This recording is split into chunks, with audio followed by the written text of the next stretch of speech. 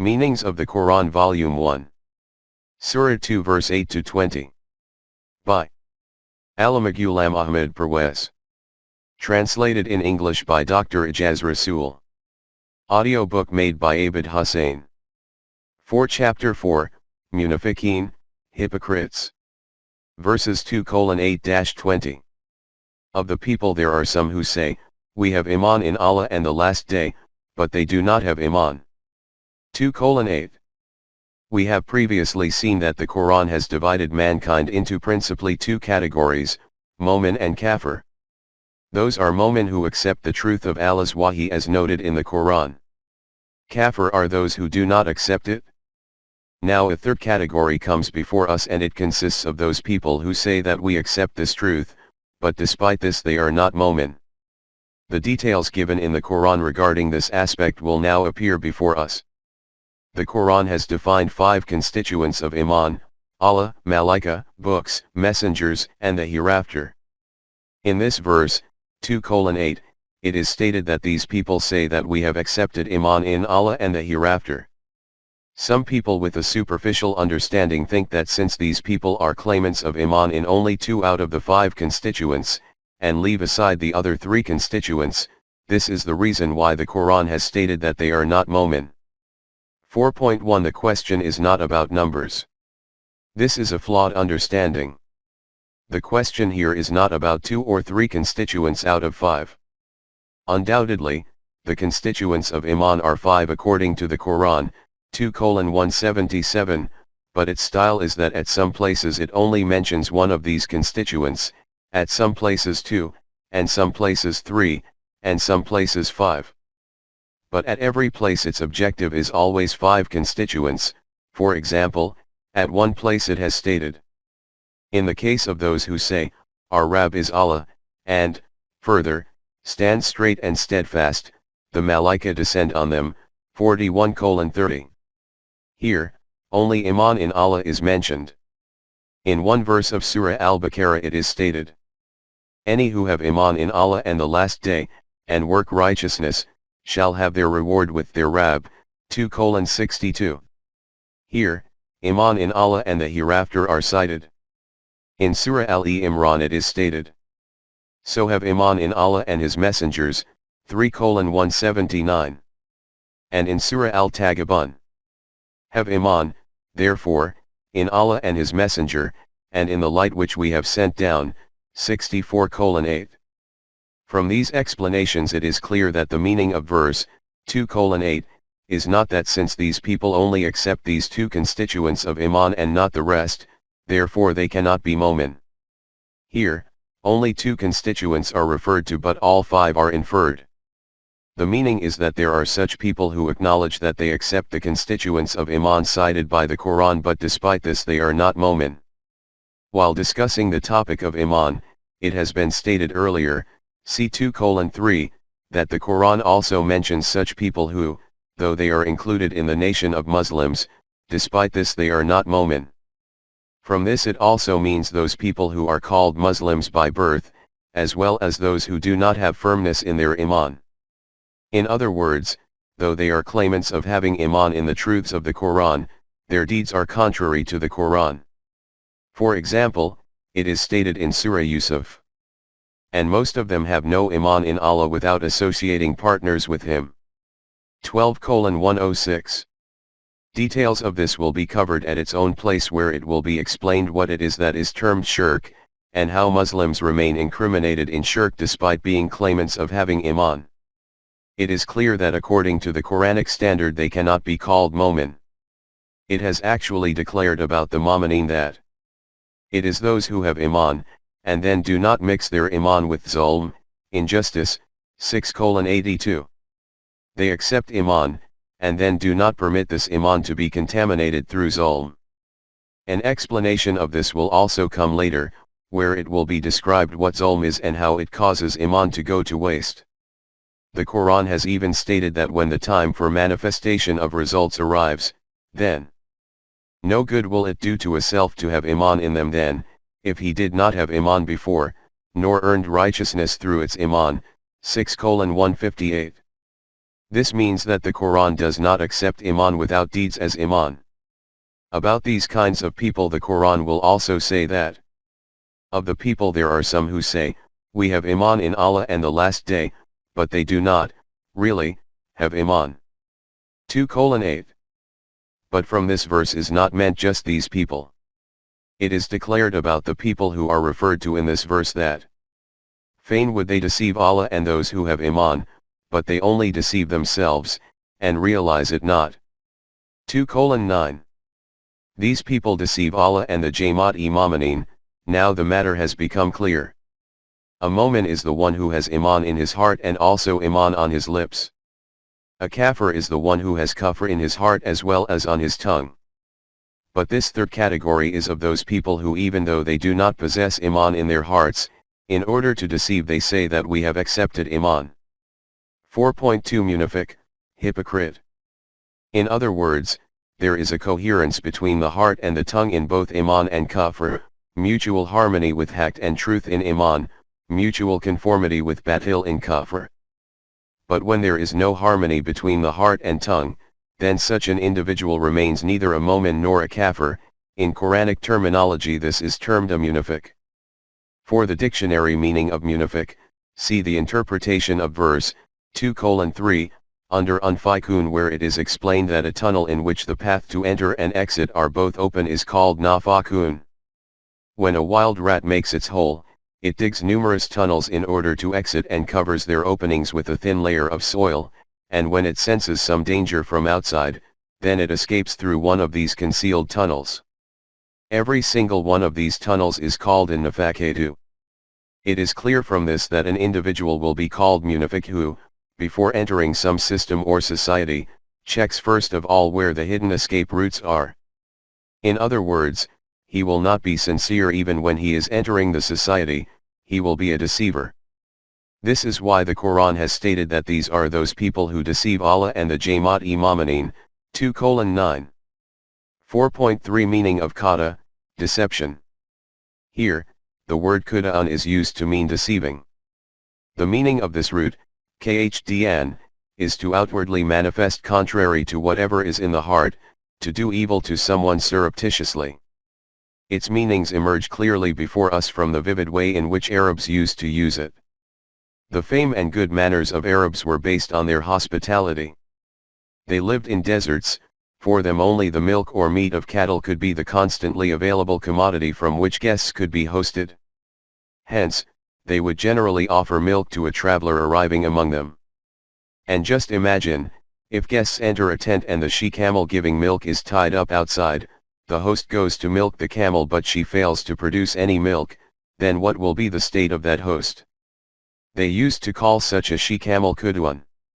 From this it is evident how a munafiq deceives that party in which he is included, i.e., he is extremely untrustworthy, and it can never be said about him when he will next deceive.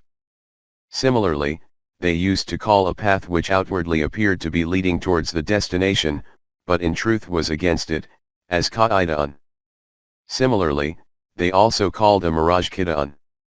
Even that dinar which looked to be legal tender but after checking was found to be false was called qadi'an.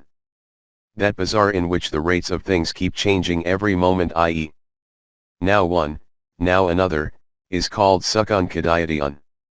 From these meanings of this word this reality will become apparent that the people who are now going to be described, i.e., hypocrites, what their characteristics are, and how they can become the cause for the destruction and disintegration of the society and system in which they are included.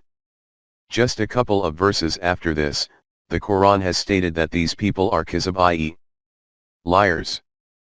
But the Quranic meaning of kazb cannot become clear by just saying liars. 4.4 Meaning of kazb. The Quran itself has made this clear in such a way that after this there is no need for any further clarification. An individual is not in possession of the correct knowledge about some event, but whatever he knows, he narrates it as such.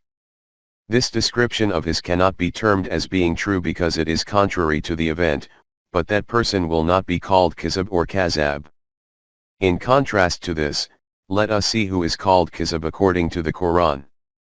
In Sura Munafiqun it is stated, When the hypocrites come to you, they say, "We bear witness that you are indeed the messenger of Allah." Yes, Allah knows that you are indeed his messenger, and Allah bears witness that the hypocrites are indeed liars. 63:1. O Rasool! When these hypocrites come to you, they corroborate that you are, in reality, the Rasool of Allah. You will see that they have stated what is absolutely true, so true that Allah himself provides evidence of its truth by proclaiming, Allah himself knows that you are truly his Rasool. But after this he states, but Allah also gives evidence of this, that these hypocrites are absolute liars. Note here that these people are saying such a thing which is actually based on truth. Allah himself verifies that this is indeed true, but despite this he declares that those who are saying this are liars. From this it is evident that, according to the Quran, the one who is called Kazb will be the one in whom the heart and tongue are not in mutual harmony, i.e., there is one thing in the heart and something else on the tongue. These are the ones whom the Quran terms as hypocrites, i.e., those people who do not have Iman in their hearts, they only say it to deceive. 2:8. The next verse states, fain would they deceive, Qada, Allah and those who have Iman, but they only deceive themselves and are not conscious of it, at this stage. 2:9. In their own minds these people think they are deceiving Allah and the Jamaat-e-Mu'minin, but in actual fact they are deceiving themselves, their own selves, not anyone else, but they do not comprehend this at the conscious level. The reason they cannot deceive Allah is because he is so knowledgeable and omniscient that he is even aware of the thoughts passing through the hearts and the tricks of the eyes. 40:19. Therefore, who can deceive him? And the reason that they cannot deceive the Jamaat-e-Mu'minin is because the Quran has described at various places such signs of the hypocrites in the light of which no one who possesses any vision can be deceived.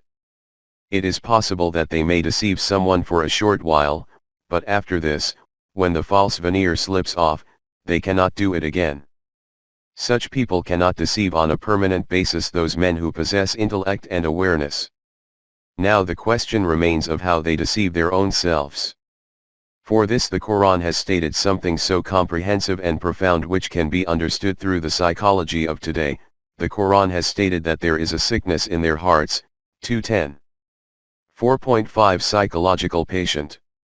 This question about where is the center within man for understanding and thinking, intellect, and where is the center for perception of feelings, continues to be discussed since ancient times, and it can only be said that scholars have not reached any definite conclusion in this regard up until now. Intellect and feelings are considered to be two separate categories and their centers have not been identified with certainty. Sometime previously, psychologists had devised and adopted the terminology of mind, which was considered to be the confluence of intellect and feelings, but a short while later found that the status of its was also based on a misunderstanding. From this word the adjective mental was created. On the one hand this was related purely to the brain, just as the place for treatment of mental diseases is called a mental hospital, and on the other hand, it has been declared to be linked to feelings, just as a diseased mentality does not mean mental diseases, but psychological disorder. Psychologists have devised another term which is called the psyche, and it is translated as the human nafs or self. But until now it has not even been able to be ascertained as to what it actually is. 4.6 Qalb and Fuad, heart and mind. In the Arabic language, and in the Quran, two words, qalbun and fuadun, appear for this purpose. If a superficial line of differentiation is to be drawn between the two, then it can be said that qalbun is the source of understanding and vision and intellect and reasoning, and fuadun the origin of emotions of sorrow and anguish, which is from the root, fad, which means frying, i.e. anger and anxiety, sorrow and anguish, pain and grief, etc. But this is also not a definite line of distinction. The Quran has also noted about qalb that it is a source of reflection and contemplation.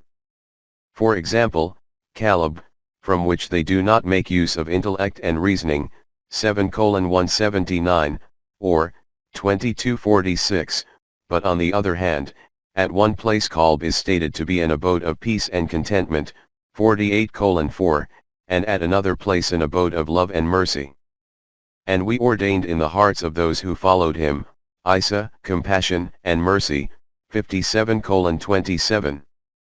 In another verse it is called Qalbi Salim, a sound heart, 26:89, and at another place Qalbi Munib, a devoted heart, 50:33, at another place melting under the influence of strong feelings, 8:2, and at another place hearts becoming hardened like a stone, 2:74, 6:43. And on the other hand it has also termed Foat as the center of intellect and reasoning at places, 16:78, and elsewhere as a source of emotions e.g. 11:120, 28:10, 104:7. From these details it is clear that the Quran has not specifically and definitively declared about Qalb and Foat which one of these is the center of the intellect, and which one is the fountainhead of emotions. But it has stated this about the hypocrites, that they have sickness in their hearts, 2:10. See also, 8:49. Moreover, it has stated about the Quran that in it is a healing for the sicknesses of the heart, 10:57. It is evident from these verses that by diseases of the heart is meant psychological dissonances and disintegration. In the Arabic language the basic meaning of maradun is a disturbance in balance and equilibrium in such a way that there is debility, weakness or deficiency in some strength. Based on these explanations, there is a sickness in their hearts will mean a disturbance in the balance of heart and outlook, or psychological conflict. This is what will be called a diseased mentality, or such an unbalanced personality which is suffering from various kinds of contradictions or complexes. 1400 years ago from today, terming hypocrisy as a psychological disease could only be the marvel of the Quran. 4.7 Consciousness. And when the next part, they are not conscious of it, 2:9, is combined with this, then the matter becomes even more profound and refined. Arabs used to call the comprehension of something through the senses as consciousness. What the Quran has stated is that hypocrites are victims of one such psychological disease whose diagnosis cannot be made through sense perception. The psychology of the modern era has divided the human self into two parts, or levels, conscious mind and unconscious mind. The roots and causes of psychological diseases are buried and hidden in those vaults of the unconscious mind where the gazes of the human consciousness, i.e., sense perception, cannot reach. The Quran has stated that a hypocrite is a patient of one such psychological disease whose roots and causes his consciousness cannot reach. This disease is psychological and its treatment is also psychological. 4.8 Signs of the Universe and the Human Self. Now reflect that when the Quran has stated about itself that the means for the diagnosis and treatment of psychological diseases are contained within it, 10:57, then to what depths of realities has it reached by this? And what kinds of hidden aspects has it invited human knowledge to reach, and placed emphasis on? It has stated about its own implicit realities. Soon will we show them our signs in the furthest regions of the universe, and in their own selves, until it becomes manifest to them that this is the truth, 41:53. We will keep unveiling those signs of ours which are hidden within the domain of the human self and within the universe until every proclamation of the Quran appears in front as an established reality. The signs dispersed within the outer universe are those which are becoming uncovered through sense perception, scientific research and discoveries. The era of discovery of the hidden realities in the domain of the human self has now begun, as man continues to progress in knowledge of human psychology. Who knows what hidden realities of the Quran, by becoming uncovered, will keep appearing. It is evident from this that in order to comprehend the truths of the Quran, it is essential that the level to which human knowledge has reached should be in the sight of those who are thinking and reflecting in the Quran. And this is the very reason that reflecting and reasoning in the Quran cannot be restricted to any era, nor can any era or individual make the claim that his scholarly conclusions about the Quran are the final word. In this discussion of words, it is necessary to understand that the Quran is not a book of logic or philosophy, that it should become entangled in the amplification of the complexities and points of the terminologies of these topics. Its language is Arabic, therefore the general meaning of its words are the same as those meanings in which the Arabs used them. Although where it uses these words in the form of terms, then their meanings become specific, the words qalb and fu'ad etc. have been used taking their general meanings, whereas the word nafs is its special term which it uses for that force which is the source of human decision-making and because of which man is declared to be responsible for his deeds. The meanings for which it has used this term of its will be described later in the discussion about nafs. There you will observe that this is a very comprehensive and unique term of the Quran, and no single word of any other language can interpret it accurately and completely, not even the term psyche or self of modern psychology. We also use the word self, or ego, or personality merely for the sake of making it comprehensible. These words also cannot be an alternative or synonym for the Quranic term nafs. After these fundamental and introductory explanations about the hypocrites, it is important to note their particular and distinguishing signs which the Quran specifically describes. These traits of theirs are explained with such frequency in the Quran, that it is difficult to encompass them all at one point. Here, we present a few of these salient traits. 4.9 Kufr of Munafiqeen, hypocrites. In the verse under view, 2:8, those people are mentioned who say that we have accepted Iman but they are not Momin, i.e. there is kufr in their hearts and the words of Iman on their tongues, and they do all this in order to deceive. In other places, the Quran has elucidated this in these words. Who say we accept Iman with their lips but whose hearts have no Iman. 5:41. These same words have been reiterated in 3:167, and in both places it is stated that they are nearer to kufr in comparison to Iman. It is stated even more clearly that though they are in reality kafir, they pretend to be momin with their tongues. In Surah Al-Ma'idah it is stated, when they come to you, they say, we have accepted Iman, but in fact they enter with a mind against Iman, and they go out with the same. But Allah knows fully all that they hide. 5:61. When they come to you they state that we have accepted Iman, but in reality, even though they come, it is with kufr, and when they return from here, it is also with kufr, but they keep this kufr concealed within their hearts. Say to them that Allah is acquainted with even your hidden secrets, therefore which of your affairs can you hide from him? Because of this concealed kufr of theirs, they are called brothers of kufr, 59:11, and Rasulullah is enjoined. O Nabi! Strive hard against the kufr and the munafiqeen, hypocrites, and be firm against them, 9:73. They are all part of the same flock, 66:9. In Surah Al-Baqarah it is stated, when they meet those who have Iman, they say, we have accepted Iman, but when they are alone with their evil ones, they say, we are really with you, we were only jesting. 2:14. When these people meet Mu'mineen, they say we have accepted Iman. But when they secretly meet with their mentors, they assure them that when we mix with these people, do not think by this that we have aligned with them, we are in reality with you, we are only jesting with these people. 4.10 No one has any trust in them. We should not just move on from this point. The Quran has noted a very profound matter here. The question which arises is, why did they feel the need to reassure their own people that we are definitely with you? From this it appears that even their own people did not have full trust in them, and this is exactly what occurs in hypocrisy. The beginning of the path of hypocrisy is always opportunistic, but gradually, as a result of this, the character itself of man becomes such that it simply cannot be trusted. Those people who are not acquainted with them become caught in their net of deceitfulness and become duped by them, but those people who know that they exhibit hypocrisy, do not consider them trustworthy, even if they are from among them. This is the reason that the Quran has stated about them that they are distracted in mind even in the midst of it, being neither for one group nor for another. 4:143. In their hearts, these people, hypocrites, are neither with this group nor that group, they keep fluttering like a fly between them, wherever they see sweets, they go and settle there.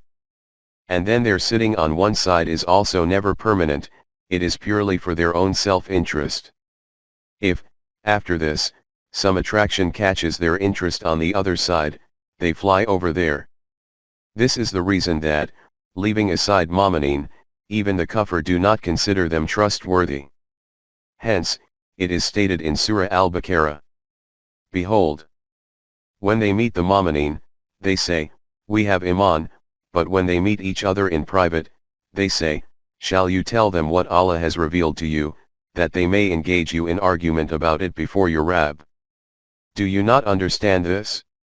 2:76. When these people meet the Jamaat-e-Mominine, they show themselves as having Iman. But when they meet their own people privately, they say to them that in the interests of our own party it is beneficial to maintain contact with these people, but you should take great care not to tell them about those matters in our own books which they can use as evidence against us, and cause us to hold our tongues. You should understand this issue very well. By looking at this closely, this fact will become clear that even the people of their own party do not have complete trust in them. This is the reason that they have to repeatedly emphasize that, sir, when you go there, take great precautions. As we have just noted, as a result of hypocrisy the psychological state of a man becomes such that no statement of his remains trustworthy. Among the opponents, trust in them simply cannot arise, even in the eyes of their own people they do not remain completely trustworthy. 4.11 Destructive mentality. Whatever their state is amongst themselves, the reality is that they leave no stone unturned for the ruin of whichever party of the opponents they join as hypocrites. In Surah Al-Imran it is stated, when they meet you, they say, we have Iman, but when they are alone, they bite off the very tips of their fingers at you in their rage. Say, perish in your rage, Allah knows well all the secrets of the heart. 3:119. When they meet you, they say, we have accepted Iman, but when they sit in their own private quarters away from you, then their emotions of envy and anger against you are so intense that they bite their own fingers like the insane. The Quran has only commented this much on their state, say to them, burn yourself to ashes in the fire of your rage. Allah knows what is in your hearts. It is stated in Surah An-Nisa.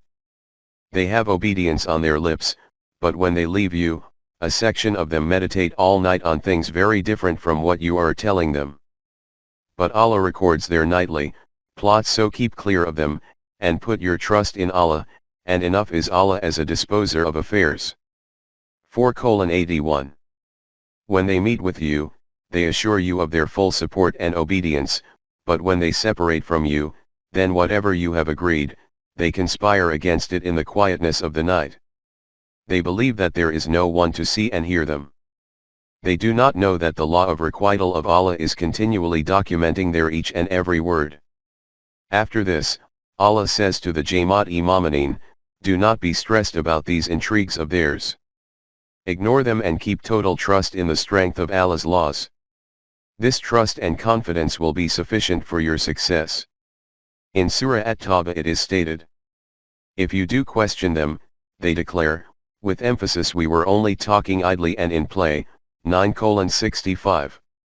If at any time the veil of their hypocrisy is torn away, and the members of the Jamaat-e-Mominine ask them, why are you saying these kinds of things, they reply to them, do not take these utterances of ours seriously, we just say these things in jest. In response to this, Allah informs the Jamaat-e-Mominine. Say, was it at Allah, and His signs, and His messenger, that you were mocking? 9:65. Say to them, about whom do you jest and mock? About Allah and His laws and His messenger? Do you not feel ashamed when you are talking like this? These are those sanctified domains where every individual possessing a sound heart should bow down with great solemnity and honor. This should never even cross your mind that anything can be said in jest about it here. You take these matters lightly and in jest, and do not even feel any hesitation and shame in acknowledging this? What sort of claimants of Iman are you? 4.12 Intrigues and Whisperings. The question arises, why do people adopt this kind of hypocritical path? At a basic level, the Quran has stated their aim as, they but wish that you should become a kafir, as they are, and thus be as they are. 4:89. For this, their conspiracy is this. A section of the people of the book say, have Iman in the morning in what is revealed to the Mu'mineen but reject it at the end of the day, perchance they may, themselves, turn back. 3:72. In the morning, after announcing your Iman, go and mingle with these people, remain interacting with them during the whole day, say such things there as a result of which doubts and suspicions emerge in the hearts of the simple people among them. In the evening, exit taking your kufr with you. It is possible that from among them even a few people may revert to their former way of kufr. Have you witnessed how deep their ploys are? As far as their speeches are concerned, the Quran states that these are very alluring and amazing. Then in every speech, taking vows in Allah's name, they keep making efforts to create trust in the hearts of their listeners for themselves. With their tongues they entice you, but their hearts are averse from you. 9:8. Whatever you say, they will continue to be in agreement with it, even though their hearts will be rebelling against it. While remaining within the Jamaat, their aim is to resort to that kind of whispering campaign as a result of which conflicts arise within your party. 9:48. These hypocrites will whisper about those dedicated people within the party, who willingly sacrifice their wealth, that they are spending money merely for show and in order to achieve a distinctive position within the Jamaat. As far as the poorer members of the Jamaat are concerned, who do not have the capacity to offer financial support and only offer their physical services, they ridicule them by saying, look at them, by bringing a spool of cotton they wish to enter their names among the buyers of Yusuf. 9:79. In this way, they keep creating disintegration within the Jamaat, so much so, that they also keep telling people. They are the ones who say, spend nothing on those who are with Allah's messenger, to the end that they may disperse. 63:7. You should stop giving contributions to this messenger. When he no longer has any money left, then all these people who are gathering around him will automatically abandon him. 4.13 False accusations against Rasulullah himself. The evil selves of these hypocrites did not remain confined to just this, their filthy hand did not even feel any hesitation in reaching to the supremely eminent self in front of whom the greatest of men in the world lowered their heads with respect and felt great pride and dignity in doing this. It is stated in Surah At-Tawbah. And among them are men who slander you in the matter of the distribution of alms. If they are given part thereof, they are pleased, but if not, behold, they are indignant. 9:58. O Rasool! There are also such evil-spirited men among them who do not even abstain from levelling false accusations against you in the distribution of alms. If you give them enough to make them happy, then all is good. If you do not give them this much, then the fire of vengeance erupts in their hearts and they keep concocting and spreading all kinds of accusations against you. It has already been noted that infaq fi sabilillah, spending in the cause of Allah, for the establishment and strengthening of the divine system is a fundamental requirement. And infaq in the cause of Allah will only be declared at that time when the giver hands over with the full agreement of his heart, and his objective is nothing other than seeking Allah's pleasure. It is obvious that this could never be the condition of the hypocrites. But they had to contribute something or other in order to prevent the exposure of their hypocrisy. In the early days of the formation of the Jamaat, when the Islamic system of sustenance had not yet been established, and assistance was extended to one another on an individual basis, the state of these people was such that if they were ever compelled to contribute something, then they would make the life of that poor soul hell by continually reminding him of their favor. These are those very people to whom the Quran has referred when the Jamaat-e-Mu'mineen were informed. O you who have Iman! Cancel not your charity by reminders of your generosity or by injury, like those who spend their substance to be seen of men but have Iman neither in Allah nor in the last day. They are in parable like a hard, barren rock, on which is a little soil, on it falls heavy rain, which leaves it, as, a bare stone. They will be able to do nothing with aught they have earned. And Allah guides not those people who are kafir. 2:264. 4.14 Showing off. O Jamaat Imamaneen. Do not ever do this, that after helping someone, you remind him of this favor and in this way cause hurt to his feelings.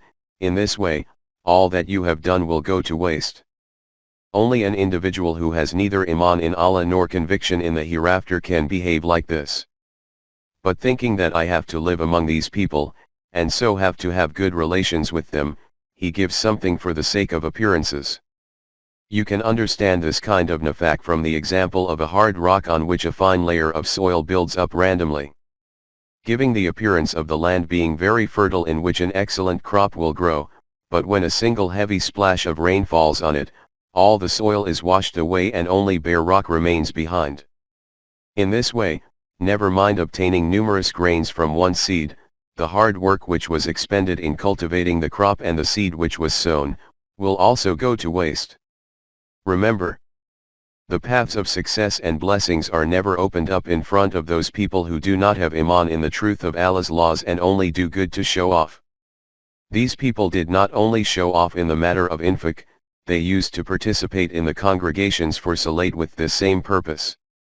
It is stated in Surah An-Nisa. The hypocrites, they think they are overreaching Allah, but He will overreach them. When they stand up for salat, they stand without earnestness, to be seen of men, but little do they hold Allah in remembrance. 4:142. In their own minds these hypocrites are deceiving Allah, but in reality they are trapped in deceiving their own selves. When they participate in the gatherings of salat they do so under compulsion, there is more display in this and very little remembrance of Allah. Hence, there is no achievement in this salat of theirs. And not only the congregations for salat, they even used to take part with the Islamic army in battles, but after reaching there would foment such intrigues, spread rumors, and create doubts so that people should lose heart and desert the battlefield. 3:154. In Surah Tawbah these kinds of intrigues of theirs have been mentioned with great clearness and elaboration. This should be studied with great attention and reflection because subsequent history informs us that the degree of harm which Muslims have suffered via the hands of hypocrites, not even a fraction of this reached them via the hands of their open adversaries. This is in fact the reason why the Quran has noted this in such detail, so that we remain wary in this matter. 4.15 The obedience of the hypocrites. Iman is the name for obedience to Allah, i.e., obedience to Allah's laws in every aspect and in every matter. In this obedience there is no question of equivocation or self-interest. But hypocrites never embrace this kind of compliance. Their state is such that there are among men some who serve Allah, as it were, on the verge. If good befalls them, they are, therewith, well content, but if a trial comes to them, they turn on their faces, they lose both this world and the hereafter, that is loss for all to see. 22:11. The Quran states that these people believe that they obtain only benefits from this conduct, but if they only looked a little deeper, then they would see that from this there is a loss both in this life and in the hereafter as well. And it is obvious that what greater loss can there be than this? By stating the following, the Quran has drawn a clear line of distinction between kufr and iman. If any do fail to judge by the light of what Allah has revealed, i.e., the Quran, they are kafir. 544. In further explanation of this, it has proclaimed in clear words in another verse.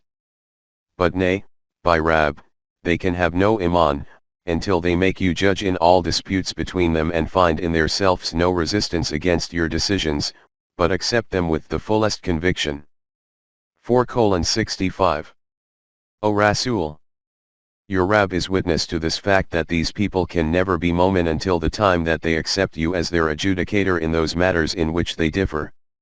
And never mind differing vocally against whatever decision you make, do not even feel any reservation in the depths of their hearts against this, and willingly bow their heads before it. This is the fundamental requirement for being a mu'min. Contrary to this, it is stated about the hypocrites that, have you not turned your vision to those who declare that they have Iman in the revelations that have come to you and to those before you? Their wish is to resort together for judgment, in their disputes, to the evil one, though they were ordered to reject him. But Shaitan's wish is to lead them astray far away. 4:60. Have you also paid attention to the state of those people who think in their hearts that they have Iman in this Quran and in whatever had been revealed to the previous Anbiya? While in practice their state is such that they seek decisions on their affairs through non-divine courts and edicts, though they were commanded to reject them, adopt kufr towards them. This is what we had instructed them, but the forces of Shaitan desire that they stray far from the straight path. After this it is stated, when it is said to them, come to what Allah has revealed, and to the Messenger, you see the hypocrites avert their faces from you in disgust. 4:61. Have you observed what hypocrisy is? To verbally claim to be a Muslim, and in practical terms to have the decisions of their affairs taken through laws of other than Allah. In light of this, just think at what juncture are we standing? This was, however, a side issue. Now an even more profound point for reflection and reasoning comes before us. 4.16 Division into sects. The establishment of Islam as ad-din, the system of life, and the unity of the Ummah are inherently linked, i.e., if the unity of the Ummah does not endure and it becomes divided into sects or parties, then Islam no longer remains as ad-din, it converts into religion. Furthermore, it is the utmost endeavor of the opponents that division becomes created within the Ummah. Those who are kafir, i.e., open enemies, succeed with difficulty in this respect, but the intrigues of hypocrites are more often effective. These people create this kind of division under the cover of religion. The hypocrites had engaged in this kind of duplicity during the presence of Rasulullah himself. They constructed a mosque. They were doing all this before the very eyes of the Muslims, but it appears as if the veil of deception was so thick that no one could detect this plot, and they did not pay any serious attention to it, until Allah himself had to lift this veil and he informed them through wahi. And there are those who put up a mosque by way of mischief and infidelity, to disunite the Mu'mineen, and in preparation for one who warred against Allah and his messenger aforetime. They will indeed swear that their intention is nothing but good, but Allah does declare that they are certainly liars. 9:107. Among these hypocrites there are also those people who have advanced so far in their plots that they have constructed a mosque, and in this way they have displayed that they are very staunch mu'min and devotees of the divine system. But in reality, their intention was for harm to reach the system via this mosque, and for the paths of kufr to be expanded, i.e., to create division among Muslims, and so that in this way this mosque may become a safe haven for those people who are already engaged from the beginning in opposing the divine system. These people will swear oaths that we have constructed this mosque with highly pious intentions, but Allah gives evidence that these people are tremendous liars. Never stand you forth therein. There is a mosque whose foundation was laid from the first day on piety, it is more worthy of you standing forth therein. In it are men who love to be purified, and Allah loves those who make themselves pure. 9:108. O Rasool! You must not even put one foot in this mosque which creates division among Muslims.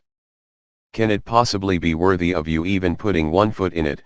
You can have neither any connection with these people, nor any connection with their constructed mosque. 6:159. The mosque deserving of this is that one whose foundation is laid from the very first day on observance of the established principles of the laws of Allah.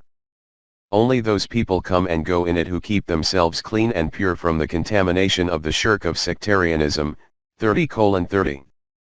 And these are the very people who are viewed with approval according to the divine laws.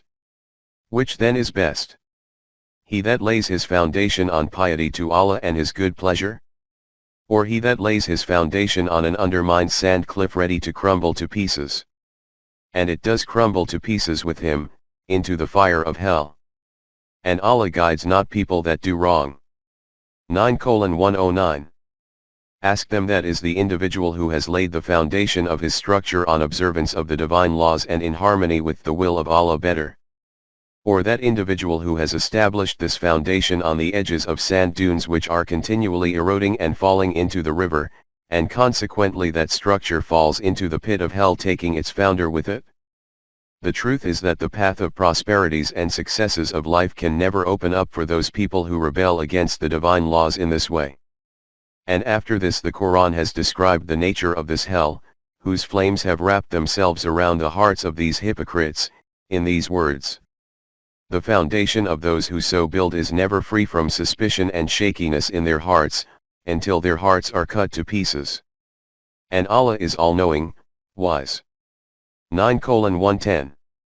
Remember, this building of theirs, which they have constructed for this destructive purpose, will keep piercing their hearts like a thorn, as a result of which discontent and torment in their hearts will keep multiplying. There will be no decrease in the fire of their anger and prejudice, so that their hearts become shattered into pieces from the severity of this torment. Say to them that these decrees of Allah are no mere threats, these are truths based on knowledge and wisdom which will surely come to pass. 4.17 Our mosques. We thought it necessary to explain this incident with full details from the Quran, because this is not merely reference to an event occurring 1400 years ago, within this is concealed our own narrative as well. Regarding mosques, the Quran had stated, "And the mosques are for Allah, alone, so invoke not anyone along with Allah." 72:18. This is a fact that mosques should only be for Allah alone, hence, do not call upon anyone else together with Allah, nor associate them with anyone other than Allah, nor use them for anything other than for the establishment and sustaining of the divine system. Keep this fundamental aim of the mosques and this directive of Allah in mind, and along with this, focus your attention on Masjid-e-Zarar and then cast an eye on all the mosques spread around the world. You will see that these mosques are attributed to some sect or other. It is unlikely that there is even one mosque exclusively for the cause of Allah. And according to the description by the Quran, the mosque which is a representation of sectarianism among Muslims is Masjid-e-Zarar, an abode of kufr, and a haven for those who war against Allah and Rasool. We feel that nothing further remains to be said regarding this matter. 4.18 Teasing virtuous women. Apart from creating division within the Ummah, the Quran has also given prominence to another crime of the hypocrites, and there are hundreds of lessons and admonitions concealed in this for us also. Firstly, in Surah Al-Ahzab the wives and daughters of Rasulullah, and other Muslim women, are advised that when they go out, they should cover themselves with a cloak, so that from this they are recognized as being virtuous women. O Nabi, tell your wives and your daughters and the believing Mu'mineen women that they should cast their outer garments over their persons, when abroad. That is more suitable that they should be known, as such, and not be molested. 33:59. And so the hypocrites will not get an opportunity to say that we teased them in error. After this, the Quran states, "Truly, if the hypocrites and those in whose hearts is a disease, and those who stir up sedition in the city, Al-Madinah, desist not, we will certainly stir you up against them, then they will not be able to stay in the society as your neighbors for any length of time. They shall have a curse on them, wherever they are found, they shall be seized and slain." 33:60-61. Take this degree of precaution, but if even after this the hypocrites, i.e., those people whose hearts are filled with evils, and whose only task is to spread malicious news in the society, do not desist from their mischiefs, then force will need to be used against them until they go far away from here. In response to this crime of theirs they will be deprived of all those facilities which they possess as citizens of the Islamic State. But if they do not desist from their rebellion even after this, then wherever they are, they will be arrested and will be given the death penalty. Have you observed that, according to the Quran, how extremely severe this crime of pestering virtuous ladies is, and by spreading rumors against them, causing pain to them in this way? That crime whose ultimate punishment can also be the death penalty. In the next verse after this it is proclaimed, This was the established way of Allah among those who passed on aforetime, no change will you find in the way of Allah. 33:62. This is not a transitory or emergency command, this is, in fact, that command of Allah which has been enforced in the society of ad-Din before this as well. There can never be any alteration in this command. Just assess from this how high the status of a woman is, and how important it is to respect it according to the Quran. These are a few examples of the intrigues, seditions, machinations and divisiveness of the hypocrites which have been described here. Details of these are emphasized and reiterated at various places in the Quran, their explanation will be given at these respective places. As has already been stated, the Quran instructed Rasulullah emphatically to war against the hypocrites in the same way as war is undertaken against the kuffar. The Quran has stated in its warning style that it will be better for these people if they refrain from their opposing stance. If they repent, it will be best for them, but if they turn back, Allah will punish them with a grievous penalty in this world and in the hereafter. And there will not be for them on earth any protector or helper. 9:74. At another place it is declared that they will achieve some worldly benefits through their trickeries. This same wealth and possessions will become the cause for hell because this will keep them trapped in this deception that their path is highly successful and that they should remain firm on it. On the basis of this path of theirs, it was stated to Rasulullah, whether you ask for forgiveness for them, or not, if you should ask 70 times for forgiveness for them, never will Allah forgive them. That is because they rejected Allah and His Messenger, and Allah does not guide those who are perversely rebellious. 9:80. 4.19 Severing relationship. In order to save themselves from this punishment, even if they come to you 1,000 times you should not trust them. In the divine law there is no allowance for protection from punishment for such people. This is because Iman, obedience, repentance, and forgiveness are merely words on their tongues.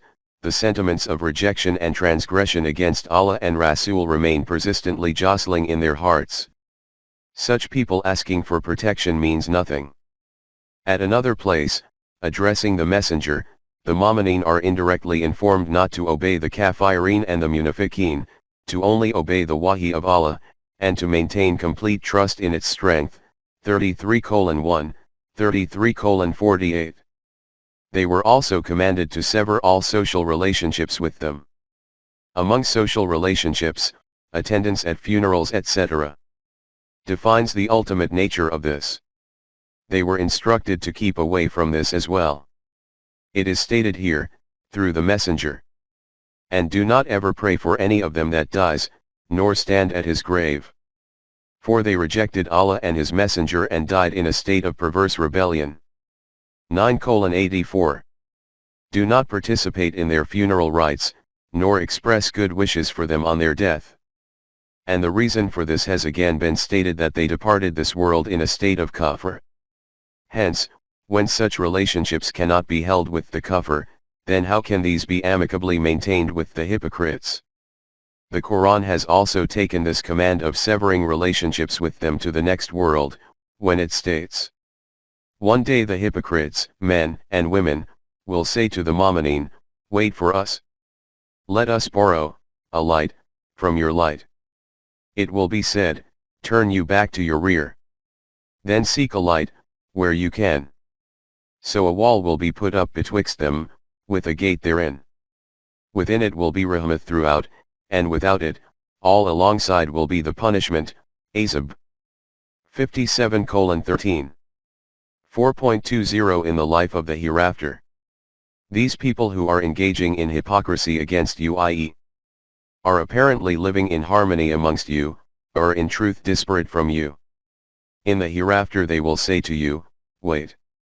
We would also like to take advantage of this light of yours. Then they will be told that, this light cannot be achieved by begging for it from others, this beacon can only be lit with the oil of your own individual deeds. Therefore, if you can go, then return to the previous life, and search for this direction from there. This is because this light is the outcome of those deeds which were performed in the worldly life, and since nobody can return to the worldly life, therefore they will not be able to obtain light from anywhere. The one whose lamp is extinguished in this life will also remain in darknesses in that life. 17:72. Between these two groups a wall will be erected in which will be a door on its inside, where those people will be in whose hearts there was Iman. There will only be rahmat everywhere, and outside it, where the hypocrites with false faces will be, there will only be azab everywhere. The apparent difference between Iman and hypocrisy is only of one veil, but in terms of their consequences they are the opposite of each other. In the next verse it is stated, "Those without will call out to the Mu'mineen, were we not with you?" The others will reply, "True, but you led yourself into temptation, you looked forward to our ruin, you doubted Allah's promise, and your false desires deceived you, until there issued the command of Allah. And the deceiver deceived you in respect of Allah." 57:14. Those hypocrites will call out repeatedly to these Mu'mineen that did we not used to be with you, whereas now you are distancing yourselves from us? They will reply that this is correct, that apparently you used to be with us, but you kept yourselves in deceitfulness. You only used to stand in wait at the sidelines to see in what way the balance tilts, so that you could also be on that side. You always used to remain in suspicion and doubt about the truth of the divine system. Your individual vested interests used to create all kinds of deceptions in you. You remained in this turmoil and deception until the decisive moment arrived according to the divine law, the veils of deception were lifted, after which this truth became uncovered that you were not from among us. After this, the Quran states, "This day shall no ransom be accepted of you, nor of those who rejected Allah. Your abode is the fire.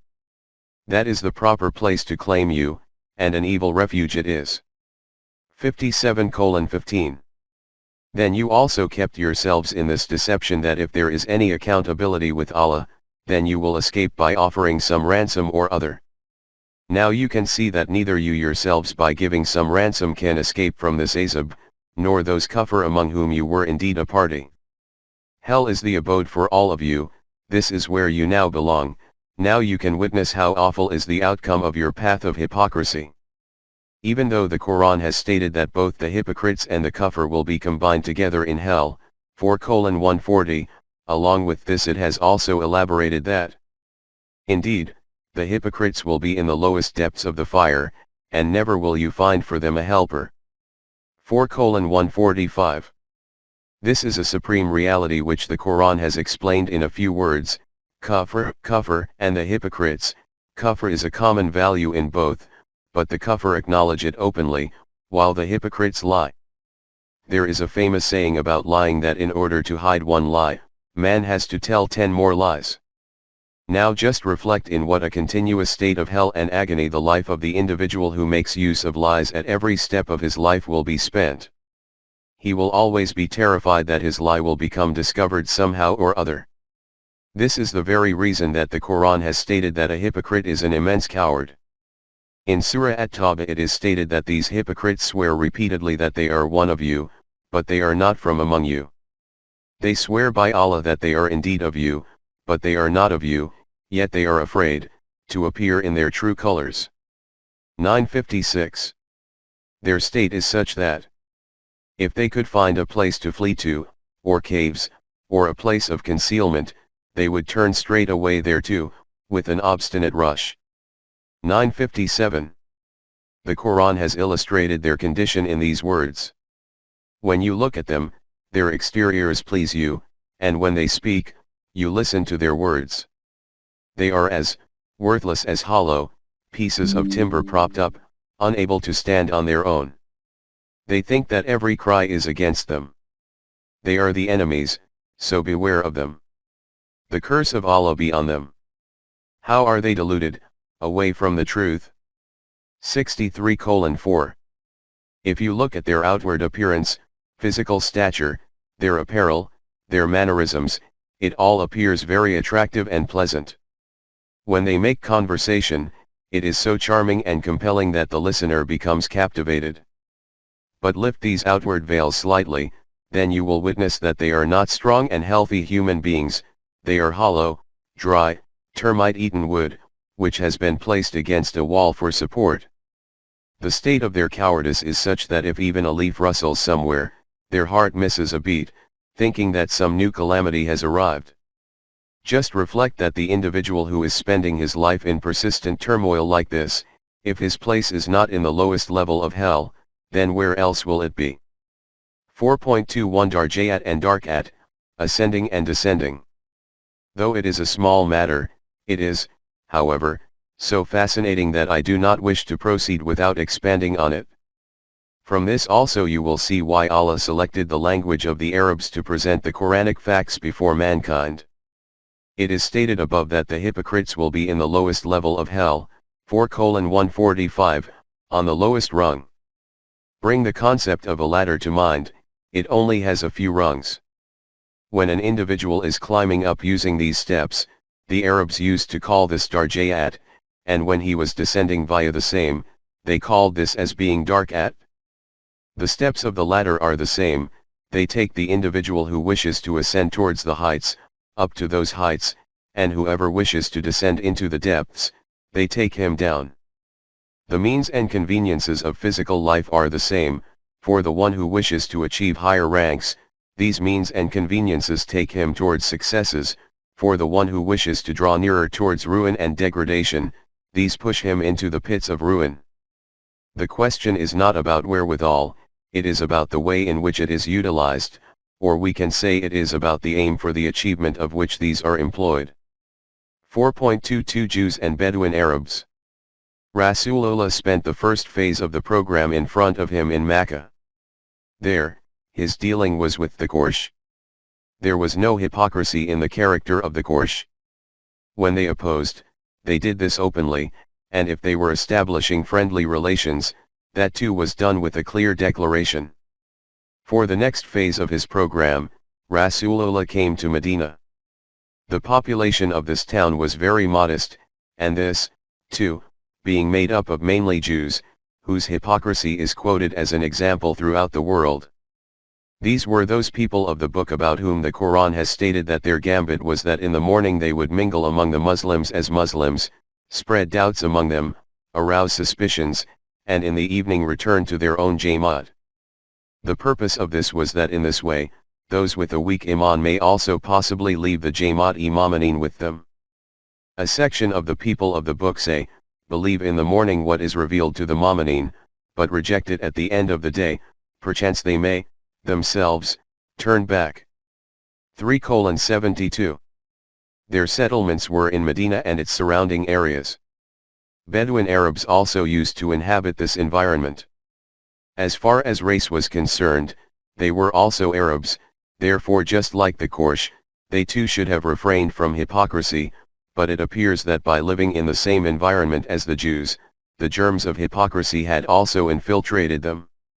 It is because of this that the Quran has called them brethren of the hypocritical people of the book, 59:11, and has declared, the Arabs of the desert are the worst in kufr and hypocrisy, 9:97, see also, 9:101. By joining together with the Jews, these people continued to hypocritically intrigue against the Islamic system, but when, despite this opposition, Muslims established their own state, they adopted obedience to it and accepted Iman. These are the ones about whom the Quran has instructed to say to them, do not assert this, that we have accepted Iman, say instead that we have bowed our heads before the Islamic State. Iman has not entered into the depths of their hearts, 49:11. But it appears as if the veneer of hypocrisy had left them by then, and the Arabic tradition had once again emerged and come to the surface. This is because the Quran has not declared about them that they deceive Allah and the Jamaat Imamanin. Thus it is stated that, but if you obey Allah and His Messenger, He will not belittle aught of your deeds, 49:14. If these people continue to obey Allah and Rasool, then there will not be an iota of reduction in the recompense for their deeds. We do not wish to add anything further about them. As far as the hypocrites are concerned, they tormented Muslims all their lives and left no stone unturned in their destruction. The question is, why did Allah not expose them, so that Rasulullah and the Jamaat-e-Momineen, i.e. the divine system, could have remained protected from their intrigues, and instead of the energies of this Jamaat being utilized in their defense, these could have been utilized fully in the constructive program? The extent to which this question is important, its answer merits attention to the same degree. In Surah Muhammad it is stated that have these people in whose hearts there is the disease of hypocrisy, ever considered that this concealed evil of theirs can become clearly evident, 47:29? After this, Allah stated to Rasulullah, had we so willed, we could have shown them up to you, and you would have known them by their marks, but surely you will know them by the tone of their speech. And Allah knows all that you do. 47:30. Allah is well aware of their mischiefs, hence, if He had wished it, He could have informed you via wahi of such visible signs by which you could have easily recognized them. But O Rasool, we did not do this. Doing this would have been against the program of our Mashi'at. We left them, so that you will need to identify them yourselves through their speech. 4.23 You will need to recognize them yourself. Though it is a small matter, a great reality is concealed within it. When the messenger commenced his revolutionary invitation, a horde of oppositions appeared from all directions, and this opposition of theirs continued till his last breath. The Kuffar of Makkah were included among these, as well as the hypocrites of Medina. If we glance at it superficially, the opposition of the Quraysh of Makkah was very intense and testing of courage, but if we look at it more closely, then we will see that the opposition of the hypocrites was far more painful, a source of hardship, testing of patience, and demanding steadfastness as compared to the Quraysh of Makkah. The Quraysh were open enemies, they would announce their arrival and proclaim before striking. There was neither any difficulty in recognizing them, nor any problem in assessing their intentions. But the situation with the hypocrites was completely different.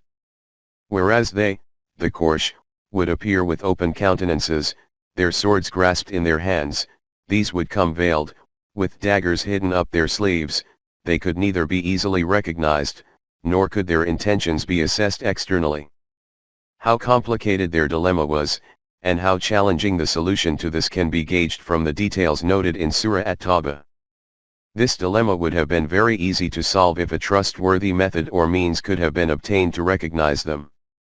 Obviously, what means could there have been for this which were more reliable than the trustworthy and definite means of wahi?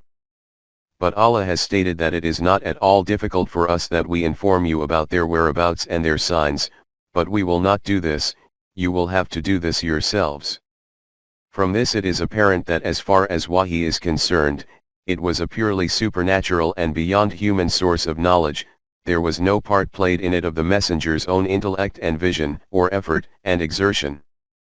But in the wondrous achievements which he accomplished in the light of wahi, there was no intervention of any supernatural element, that was the outcome of his own exemplary wisdom and vision, and the fruit of an unparalleled character and conduct. The response to the plots of the opponents was carried out with meticulous planning, and the cut of the sword was countered with the skill of a swordsman.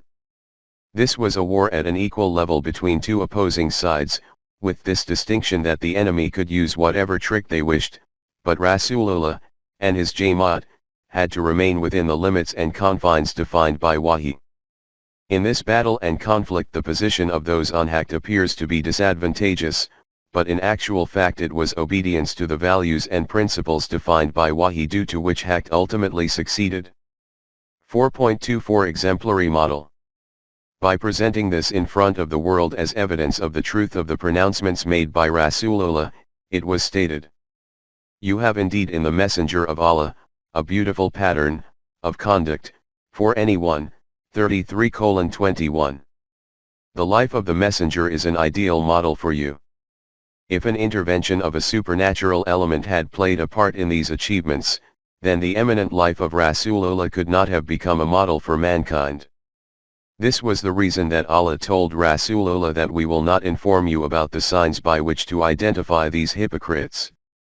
You will have to distinguish them yourself through their words and deeds, and the Quran presents evidence of this, that the messenger did identify them and made his society free and pure from them. This is that reality which the Quran has referred to in these words, that Allah will not leave the mu'mineen in the state in which you are now, until he separates what is evil from what is good. 3:179. As has been explained during the discussion of verse 2:7, that though Allah relates these matters to his own self, these are in fact carried out by human beings themselves. Therefore it is also evident from this that during the life of Rasulullah this evil of the hypocrites was separated from the eminence of the Jamaat-e-Mu'mineen. And that society consisted of those dedicated mu'mineen who are known as the Sahaba. Since maturity had not yet been established in the Iman of the Bedouin, therefore the Quran has specifically termed these Sahaba as Muhajireen, Muslim migrants, and Ansar, local Muslims. Evidence of the purity of their Iman is found dispersed in the pages of the Quran like glittering pearls. In Surah Anfal it is noted, those who have Iman, and adopt exile and fight in the cause of Allah, as well as those who give them asylum and aid, these are all, in very truth, the mu'mineen, for them is protection and a provision most respectable. 8:74. 4.25 All the Sahaba were pure mu'min. Some among them were those who had said yes to the invitation of Rasulullah right at the beginning, and some were those who joined them slightly later. But Allah has given all of them glad tidings of Jannat. It is stated in Surah At-Tawbah, the vanguard of Islam, the first of those who forsook their homes, and of those who gave them aid, and, also, those who follow them in all righteous deeds, well pleased is Allah with them, as are they with him, for them has he prepared such gardens under which rivers flow, to dwell therein forever, that is the supreme felicity. 9:100.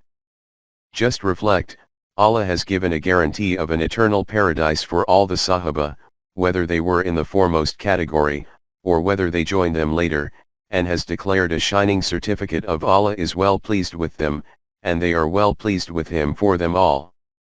Regarding those among them who joined later, he has stated that they are also from among you. 8:75. As far as the promise of Allah is concerned, there is no difference between them or you.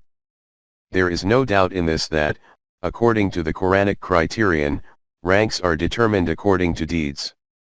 And to all are assigned degrees according to the deeds which they have done, and in order that Allah may recompense their deeds, and no injustice be done to them. 46:19. Therefore, those who were foremost among the forebearers, their ranks may be loftier, but as far as the divine promise of paradise and protection is concerned, it will be equal for them all. Hence, it is stated in Surah Al-Hayd, not equal among you are those who spent freely and fought before the victory, with those who did so later. Those are higher in rank than those who spent freely and fought afterwards. But to all has Allah promised a goodly reward. And Allah is well acquainted with all that you do. 57:10. These are those pure mu'mineen about whom Allah said to his messenger, he it is that has strengthened you with his aid and with the company of the mu'mineen. 8:62. After this, in another verse, this was elaborated in these words: O Nabi, sufficient unto you is Allah, and to the mu'mineen who follow you. 8:64. Have you observed how much loftier was the status of the Sahaba consisting of the Muhajireen and Ansar? This is that eminence whose portrait is drawn by the Quran in Surah Al-Fatih in these captivating words: Muhammad is the messenger of Allah, and those who are with him are strong against the kuffar, but compassionate amongst each other. You will see them bow and prostrate themselves, seeking grace from Allah and his good pleasure. On their faces are their marks, being the traces of their prostration, obedience to the laws of Allah.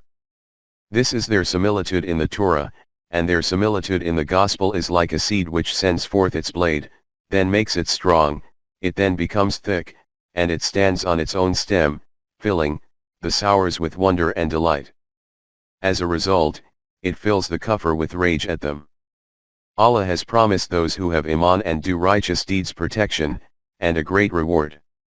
48:29 Muhammad, the messenger of Allah, and the Jamaat of his companions, and what a wonderful and amazing Jamaat this is. Their state is such that they are solid like a rock against the opponents of haqq, but extremely kind-hearted and compassionate amongst each other. 3:103 You can witness them, how they bow down to take on the burden of responsibilities and become personifications of willing obedience before the divine laws. But this is not a Jamaat of hermits, abandoning worldly life. They remain persistently engaged in pursuit of the means of sustenance for life as per the divine law, and together with this, they also endeavor that each deed of theirs should remain in harmony with the divine law, and for their character to become of one color with the divine attributes. The effects of the contentment of heart and sincere joy that they achieve as a consequence of this are conspicuously visible on their faces. These signs of theirs were also noted in the former divine books, the Torah and the Bible. The way in which they established this divine system and made it flourish, its similitude can be understood as follows: when a seedling emerges from a healthy seed, its first shoot is very soft and fragile. Then as its root keeps on becoming stronger, its stem becomes thicker, until it becomes so robust that it becomes firmly established on its own support in a balanced way. Corns of ear grow in it, and grains appear in these and become firm and strong. In this way, that tiny seed converts into a ripened crop. When the farmer observes his hard work coming to fruition in this way, he is filled with delight and joy. But this same thing becomes like a writhing snake in the hearts of his opponents. In this same way Allah gives this commitment to every one of those Jamaats which, having established iman in the truth of his laws, treads on the program instructed by him. In other words, gives a promise of this fact: this is his law, that the tiny seed of their efforts will remain protected from all dangers, and their crop will ripen and bear the best of fruits. 24:55 But for this the same kind of hard work and persistence will be required which is evidenced by a farmer: righteous seed, compatibility with the laws of nature, persistent hard work and determination and steadfastness. All these conditions are intrinsically linked for the maturation of the crop. It is clear from these explanations of the Quran that when Allah had stated that evil will be separated from the society of the Mu'mineen, that promise became fulfilled in this way, and the virtuous Jamaat which remained behind, i.e., the combined Jamaat of the companions at the time of Rasulullah's departure from the world, how it was righteous in all respects, there was no hypocrite among them. Now let us move on to the next verse. They think to deceive Allah and those who have iman, but they deceive not except themselves and perceive it not. 2:9 The exposition of this verse has been given in the explanation of the previous verse. There is only one point which merits further elaboration. In Surah An-Nisa the state of the hypocrites is explained in these words. The hypocrites, they think they are overreaching Allah but He will overreach them. 4:142 The translation commonly given of this is that, the hypocrites deceive Allah, and Allah deceives them. According to this translation, the concept which comes to mind about Allah is clear. For its correct meaning, let us remind ourselves of the discussion which has been given previously in relation to verse 2:7, and align these words from verse 2:9, with it: they deceive none but their own selves, and the matter will become entirely clear. The meaning of this verse will be that the hypocrites think in their own hearts that they are deceiving Allah and the Jamaat-e Mu'mineen, but in reality what occurs is that according to Allah's law of requital, they remain ensnared in self-deception. If the psychological disease of hypocrisy had not drawn a veil over the potentials of their intellect and consciousness, then this is not such a deep and complex matter that it could not have been understood by them. 4.26 Effects of deeds on the human self. In verse 2:9, this reality is also implicit that, as has been noted before, the effect or consequence of every deed of man becomes imprinted on his self, nafs. This is why the Quran has stated, if you did well for yourselves; if you did evil, you did it against yourselves, 17:7. If you do constructive deeds which lead towards balance, then it is your own self which flourishes from this, and if you commit acts which produce imbalance, then imbalance is created in your own self as a result. In another verse it has stated, and if anyone does a crime, he does it against his own self, 4:111. The crime which you, apparently, commit against others, is in reality against your own self. As a result of this your self becomes weak. The renowned German philosopher, Nietzsche, has explained this point in these words. The crime which you have committed against me, that I can forgive, but the crime you have committed against your own self due to this, who will forgive that? The Quran has expressed this truth presented by it in two brief but very comprehensive words in Surah Al-Hashr. And be you not like those who forgot Allah, and He made them forget their own selves, 59:19. This means that the consequence of ignoring Allah is the same as ignoring one's own self.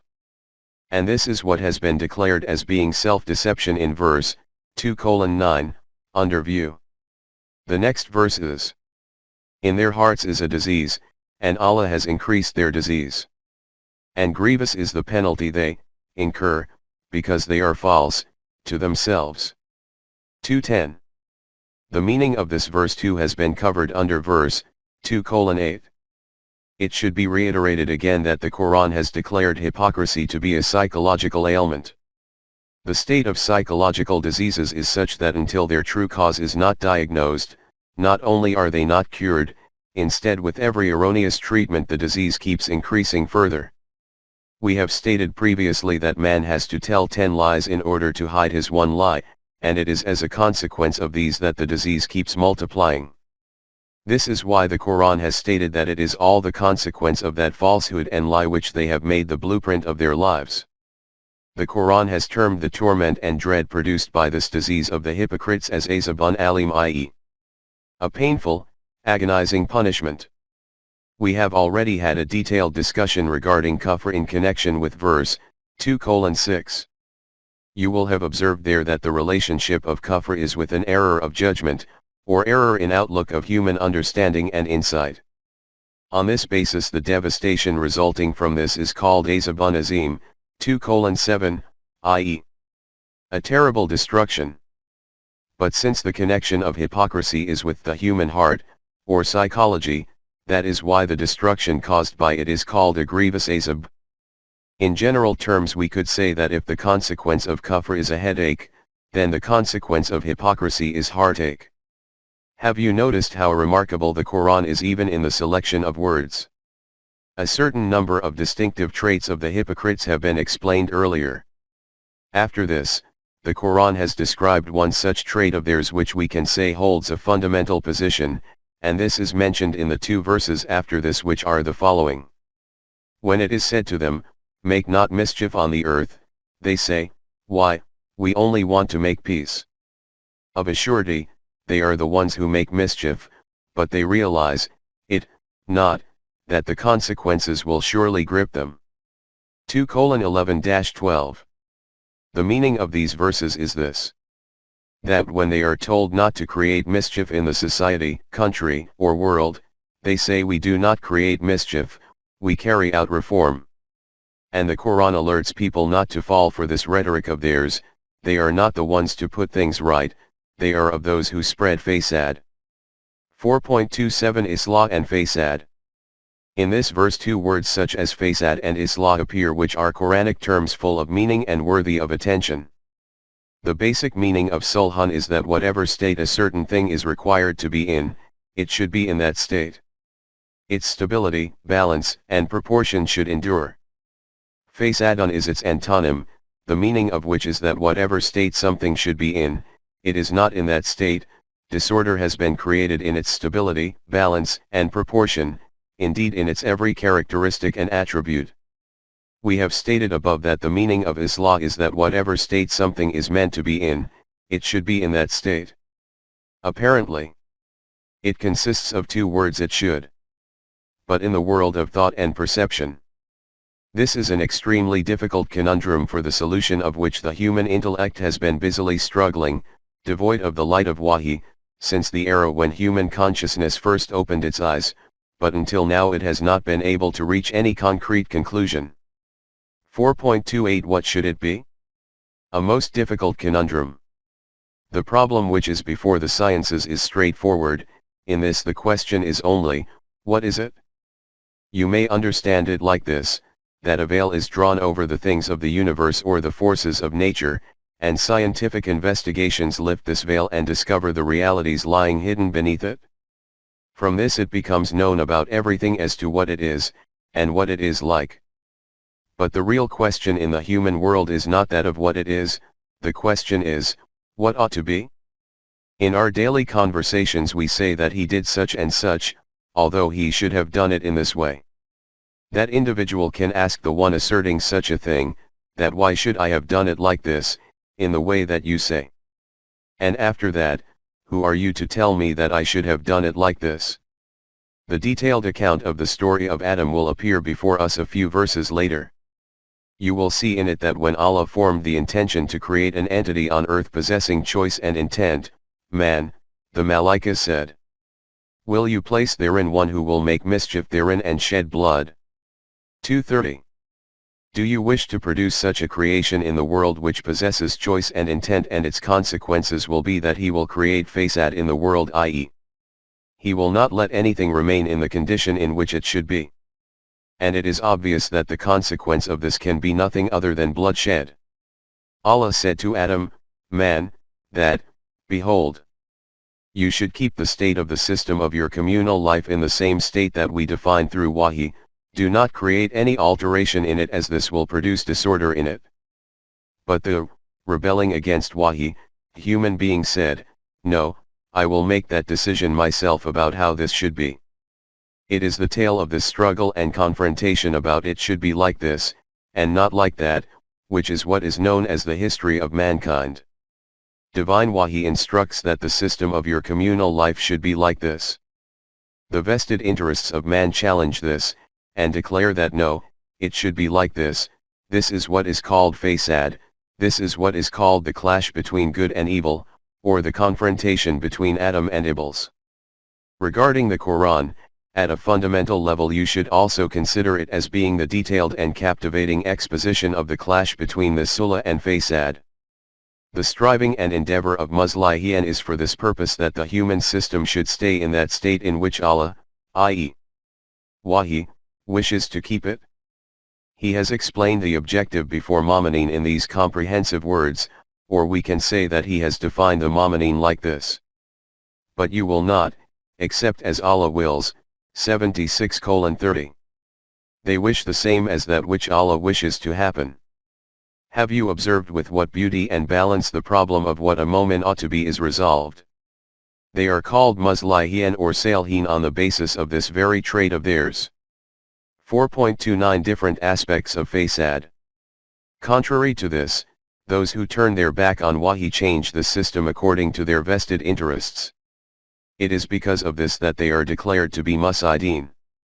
In order to understand this reality, a few certain aspects of human life are presented in which, according to the Quran, instead of Islah, fasad is unleashed. First of all, take the system of the state. The fundamental question in this is, who should possess the final authority to formulate laws? This same authority is called sovereign authority, or ilah as per Quranic terminology. In the discussion which has appeared before us regarding Allah in the first verse of Surah Al-Fatiha, you will see that the Quran has stated that this right belongs only to Allah. He is the one and only ilah, and there is no other ilah. In the outer universe his implemented laws are functioning without any interference or disturbance. Researchers in science acknowledge this fact, that the system of the universe is based on the unity of laws, i.e., only the laws devised by one authority are implemented and functioning in it. It is as a result of this that this incredible and spectacular machinery is busily engaged in functioning with such balance and efficiency. In the words of the Quran, and to Allah does obeisance all that is in the heavens and on earth, whether moving, living, creatures or the Malaika, for none can be transgressors. 1649. Whatever is in the highs and lows of the universe, whether it is, other than human beings, the general creation or the forces of nature, all are subjugated before his laws, and never transgress against him. This is because to him be glory throughout the heavens and the earth, i.e., sovereignty belongs to him and he is exalted in power, full of wisdom. 45:37. In the whole universe, higher authority is only with Allah, and his higher authority is not based on blind force, it is based on wisdom. 4.30 The system of government. After presenting the system of the universe as an example, he informed mankind that the way in which you accept Allah's sovereignty in the outer world, you should also accept him as Allah in the human world in the same way. It is he who is Allah in heaven and Allah on earth, and he is full of wisdom and knowledge. 43:84. Remember, it is he who is Allah in the outer universe, and it is he who should be Allah in the human world as well. In another verse it is stated, if there were, in the heavens and the earth, other gods besides Allah, there would have been confusion in both. But glory to Allah, the Rabb of authority, high is he above what they attribute to him. 21:22. Remember, if you created such a situation in which you accepted some other Allah in the outer universe, and any other Allah in your own world, then its outcome will be fasad. This concept of yours about Allah that his domain of authority is confined to the outer universe, and that in human life men should be autonomous is very wrong, and Allah is far and above this. The central control of the whole of the universe is in his hand. This is because he cannot be questioned for his acts, but they will be questioned for theirs. 21:23. Whoever is holder of authority in the world, he can be questioned as to what authority do you have for that which you say should happen. This authority only belongs to Allah. It is he who has created the universe and mankind, and only he can be the one who can make the decision about what the system of the human world should be, just like the outer universe. For this he has given a very clear and concrete reason also. He has stated that whoever an individual may be, in the laws and decisions which are devised by him there will, of a certainty, be the contamination of his emotions, whether consciously or unconsciously. In this way, Haqq will no longer remain as pure Haqq. And if Haqq had been in accord with their desires, truly the heavens and the earth and all beings therein would have been in chaos and confusion. 23:71. If al-Haqq falls within the control of the emotions of people, then fasad will be unleashed in the heavens and earth and all that is between them. And what the outcome will be from that fasad is obvious. The only way to remain protected from this is that those laws under which human beings are to live their lives should not be corrupted with human desires. The remaining part of the verse is, nay, we have sent them the revelation for their eminence, but they turn away from their own eminence. 23:71. Just behold the flawed vision of human beings. We wish to give them such a system in which the secret of their own eminence and prosperity is implicit, but they shun it. Whatever the form of a government may be, if the authority in it for legislation of laws is in the hands of one man or a group of men, then as a result other human beings will inevitably be compelled to obey according to their will. And it is an extreme humiliation for a human being that he is obliged to obey the will of another human being like himself. As a result, a human being becomes deprived of the eminence of being human. Indeed, the secret of his eminence and dignity lies in this very fact that he should not be the subject of, and dependent on, any other human being. 4.31 Malukiyat, dictatorship. One form of a government whose outcome is fasad is Malukiyat. What happens under Malukiyat? The Quran has noted this in the words of the queen of the nation of Saba. She said, kings, when they enter a country, despoil it, and make the noblest of its people its meanest. Thus do they behave. 27:34. Remember, when kings invade other countries, everything there is overturned, i.e., a situation of fasad emerges in it. First and foremost, they degrade the respectable people of that nation, and this matter is not restricted to some particular king, it is specific to Malukiyat. Whoever the kings may be, and wherever they may, this is what they have been doing to date, and this is what they will continue to do. In another verse Fasad has been defined in the following words, that when he turns his back, his aim everywhere is to spread mischief through the earth and destroy crops and cattle. But Allah loves not mischief. 2:205.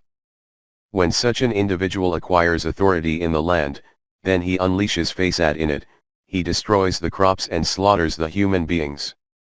Contrary to this does not happen in the domain of the rule of Allah. Allah simply does not approve of Fasad. The Quran has presented the pharaohs of Egypt as representatives of Malukiyat. It states about them, all these transgressed beyond bounds in the lands, and heaped therein mischief, upon mischief. 89:11-12. They destroy habitations, like the flood which, by breaking its banks, becomes widespread, and as a consequence Fasad becomes rife in the whole country, nothing remains in its original state. In another verse it is stated, truly Pharaoh elated himself in the land and broke up its people into parties, depressing a small group among them, their sons he slew, but he kept alive their females, for he was indeed a maker of mischief. 28:4. Pharaoh has adopted great rebellion and has created chaos. He divides the people of Bani Israel into different parties, and in this way sometimes he weakens one party and sometime another. He humiliates and degrades those individuals of this nation in whom he observes the manifestation of human potentials, and he promotes those who are devoid of these potentials and capabilities. This is that Fasad of humanity which he makes commonplace throughout the land. 4.32 Democracy. Malukiyat does not mean that the authority to formulate laws is in the hands of one individual alone. Whether it is one individual or a group of individuals, which in the present day is called the Western system of democracy, this will be declared as being Malukiyat according to the Quran. It appears that among the people of Thamud some similar kind of democratic system was in place, so when the messenger Salih stated to Allah that this whole nation is corrupted, what kind of reformation of them can I implement? Allah stated, there were in the city 9, powerful, men of a group, who made mischief in the land, and would not reform. 27:48. You should not worry about the whole nation. The root of Fasad are those 9 people residing in power in the capital city, who keep on creating imbalance in every matter. Their program is that nothing should remain in its original state. If you deal with these 9, then the whole nation will be remedied. The cure for smallpox is not to keep an eye on every lesion, rather its remedy is that whatever harmful germs have entered the bloodstream they should be treated. Once the germs have been destroyed, then the lesions of smallpox will automatically resolve.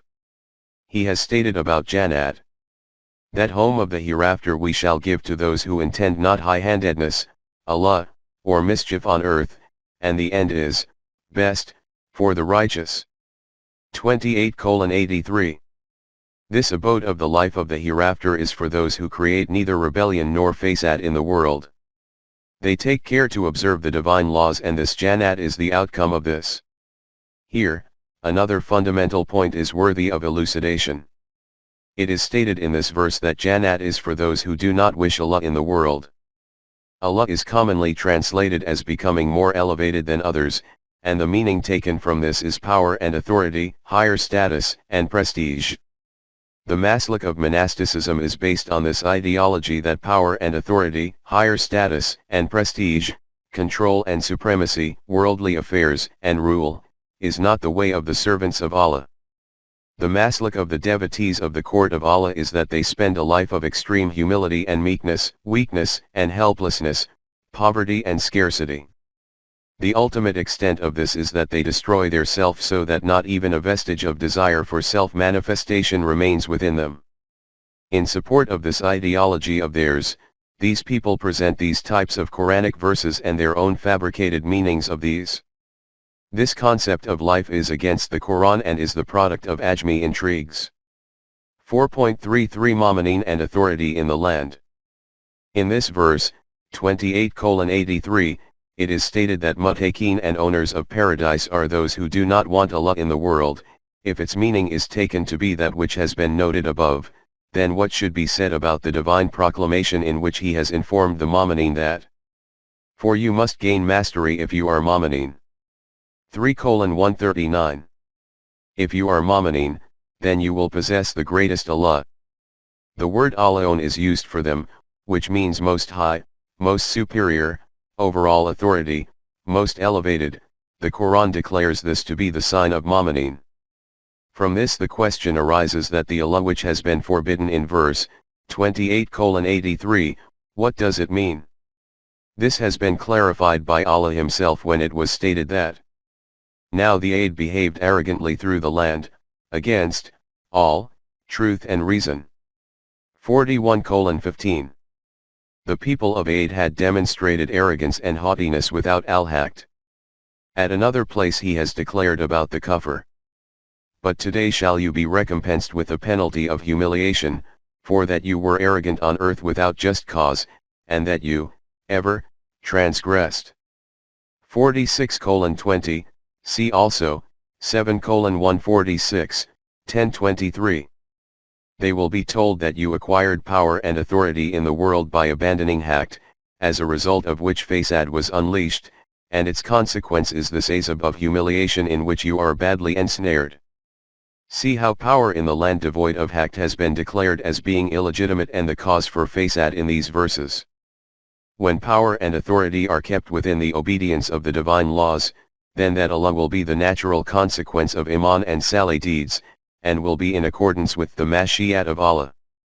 That system will proclaim and acknowledge this fact that to him belongs sovereignty throughout the heavens and the earth, and he is exalted in power, full of wisdom. 45:37. Sovereignty in the external universe also belongs to Allah, and in human life it is also his. That Allahu Akbar, which is announced in our Muslim society 5 times from a very elevated location in a very loud voice is, or used to be, evidence of this fact that sovereignty, supreme authority, belongs only to Allah. The authority of human beings is conferred by him and is the means by which to accomplish his program. This was the Quranic meaning of the proclamation of Allahu Akbar in the Azan, call to prayer. But today, when Islam has become converted into religion instead of deen, its condition has also become such that only ritual remains as Azan, the spirit of Bilal has vanished. 4.34 Religious priesthood. Malikiyat cannot remain established without the support and favor of the religious priesthood. No human being can agree to willingly bow before any other human being, hence he can never accept the rule of Malikiyat. The religious clergy provides him with this teaching that this individual whom you see enthroned on the chair of authority is Zilal Allah al-Ard, the shadow of Allah on earth, the avatar of Eshvar. Allah has yielded all his authorities to him. Hence, bowing before him is not like bowing before some human being, it is like bowing before Allah himself. The religious clergy keeps breathing this invocation into the ears of the public with such persistence and repetition that they actually begin to visualize Allah in a human form. And after this that tyrannical and rebellious ruler gives a free rein to whatever kind of fasad he wishes. The Quran states that the religious clergy is an equal partner in this propagating of fasad. When Pharaoh saw that he had no answer to the evidence presented by Musa, he called on the religious clergy, and told them to prove to the masses that Pharaoh is the one on haqq, and Musa is the one who wishes to spread fasad in the land. The Quran has announced the outcome of this confrontation as, for Allah prospers not the work of those who make mischief. 10:81. These religious priests wish to maintain the fasad of Pharaoh in place, but such people can never succeed in opposition to haqq. At this stage, we will confine ourselves to this reference only regarding the spreading of fasad by the priesthood, further details will appear later. 4.35 Economic system. In the collective system of nations there is an intrinsic connection between political and economic aspects. If there is disorder in one aspect, then there will essentially be disorder in the other aspect as well. We have written in detail about the economic system of the Quran in relation to verse 2:3. In summary, this system is based on these facts. 1. When Allah created the universe, together with this He also made arrangements for the resources for the life and nourishment of the creation. This is called rizq. 2.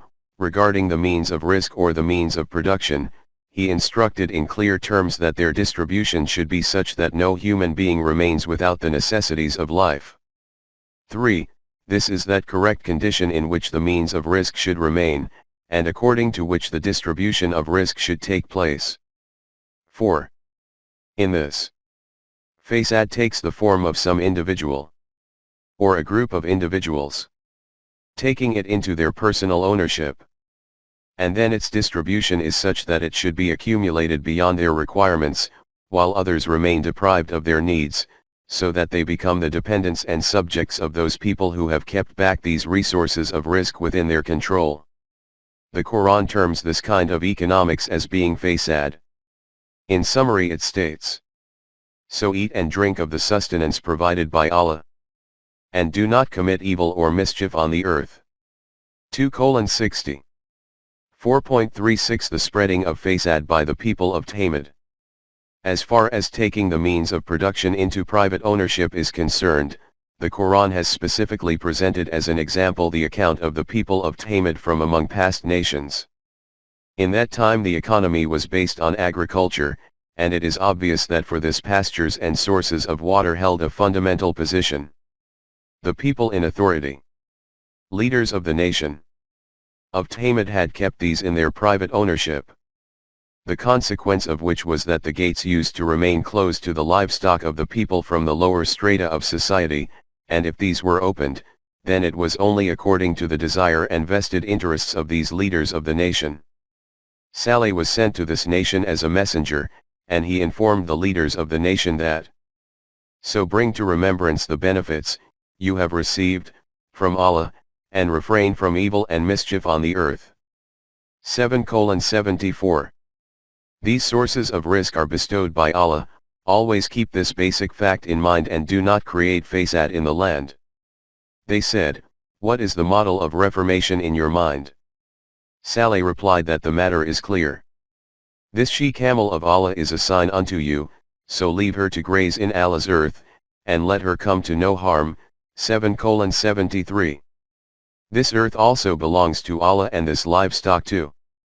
Let this creation of Allah roam freely on Allah's earth, so that each one of them eats to its fill. Though they committed to this verbally, they were not prepared to adhere to it, the consequence being that the system based on imbalances of rizq destroyed this nation. 4.37 Fasad in commerce. As far as the distribution of resources to meet needs is concerned, this is generally known as commerce. Irregularities in the system of commerce are also termed as fasad by the Quran, and it has presented the nation of Shu'aib as an example of this. In Surah Hud it is stated that Shu'aib was sent as a messenger to his people. He said to them, "To the Madian people, we sent Shu'aib, one of their own brethren. He said, O my people, obey Allah, you have no other God but Him. And give not short measure or weight. I see you in prosperity, but I fear for you the penalty of a day that will compass you all round." 11:84. O people, follow only the divine laws. No one else is the holder of power over you except Him. I see that at this moment in time you are enjoying a prosperous life, but you have created severe economic imbalances in your society. Bring about reform in this. Keep your scales of measurement accurate and give full measure to each and every one. If you do not do this, then I fear that such a destruction will descend upon you which will engulf your whole nation in its folds. In the verse after this, it is reiterated that, "And O my people, give just measure and weight, nor withhold from the people the things that are their due, commit not evil in the land with intent to do mischief." 11:85. As a reminder, just cast another glance at what has been related under verse 2:3, in relation to the mutual connection between Salat and the economic system. You will see there that when Shuaib told them that he desired the establishment of Salat, they agreed to this, thinking that what he meant by this was worship in their own way. They agreed to this, but when the reality of Salat manifested before them, they exclaimed in astonishment, "O Shuaib! What kind of Salat is this of yours which does not even give us permission to spend our wealth and possessions according to our own will? Or that we leave off doing what we like with our possessions and wealth?" 11:87. 4.38 The capitalist system. As has already been noted above, the outcome of fasad in the distribution of risk is that immense wealth becomes accumulated in the hands of certain people. The foundation of the capitalist system is surplus money, i.e., wealth in excess of need. The Quran has presented Qarun in the form of the embodiment of this system and has stated that he had accumulated enormous wealth. Those who invited him towards the correct system told him that we do not say to you, do not keep something for your own needs from it, take what you need for your requirements, and you must take it, but do you good, as Allah has been good to you, and seek not occasions for mischief in the land, for Allah loves not those who do mischief. 28:77. The way in which Allah, by fulfilling your every need, has made your life pleasant, in the same way you should also make the lives of others pleasant by fulfilling their needs, and do not create fasad in society. This conduct is strongly condemned according to the law of requital of Allah. In reply to this, he said the same which every flag-bearer of the capitalist system says. He said, "This has been given to me because of a certain knowledge which I have." 28:78. I have earned this wealth as a result of my skill and cleverness. Hence I can spend it in any way I like. What has Allah got to do with it, and what right does anyone have to question me? On this the Quran has only commented that did he not know how many individuals and nations there were before this who were far superior in wealth and power than this, but despite this enormity of wealth and power, the fasad of their system sank them. Since different aspects of the economic system will appear further on in various other places, therefore at this time these explanations will suffice. 4.39 Sexual perversion. How important it is to keep sexual relationships within the divine limits according to the Quran, can be judged from this fact that among the few crimes for which the Quran itself has defined a punishment, zina is included among these. 24:2. How deep the connection is of sexual chastity with the rise and fall of nations, we will explain this later at its own place. Here, it will be sufficient to state that even the thinkers of the West themselves, after their research over a prolonged period, have arrived at this conclusion that whichever nation turns its back on, or is negligent regarding sexual chastity, it can survive for a maximum of 3 generations. The worst type of sexual perversion is homosexuality. This epidemic was commonplace among the nation to which Lut was sent as a messenger, and it is on this basis that they are called a nation of Musaideen.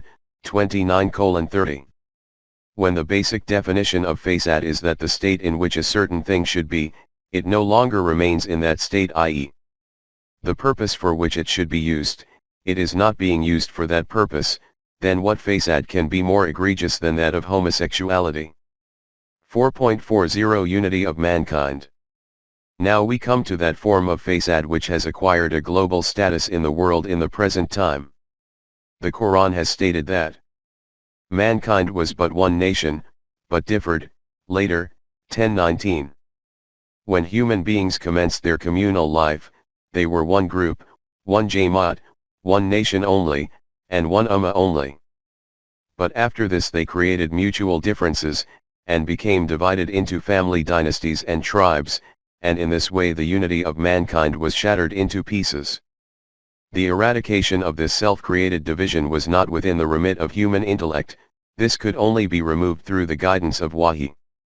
Mankind was one single ummah, and Allah sent messengers with glad tidings and warnings, and with them he sent the book in Haqq, to judge between people in matters wherein they differed.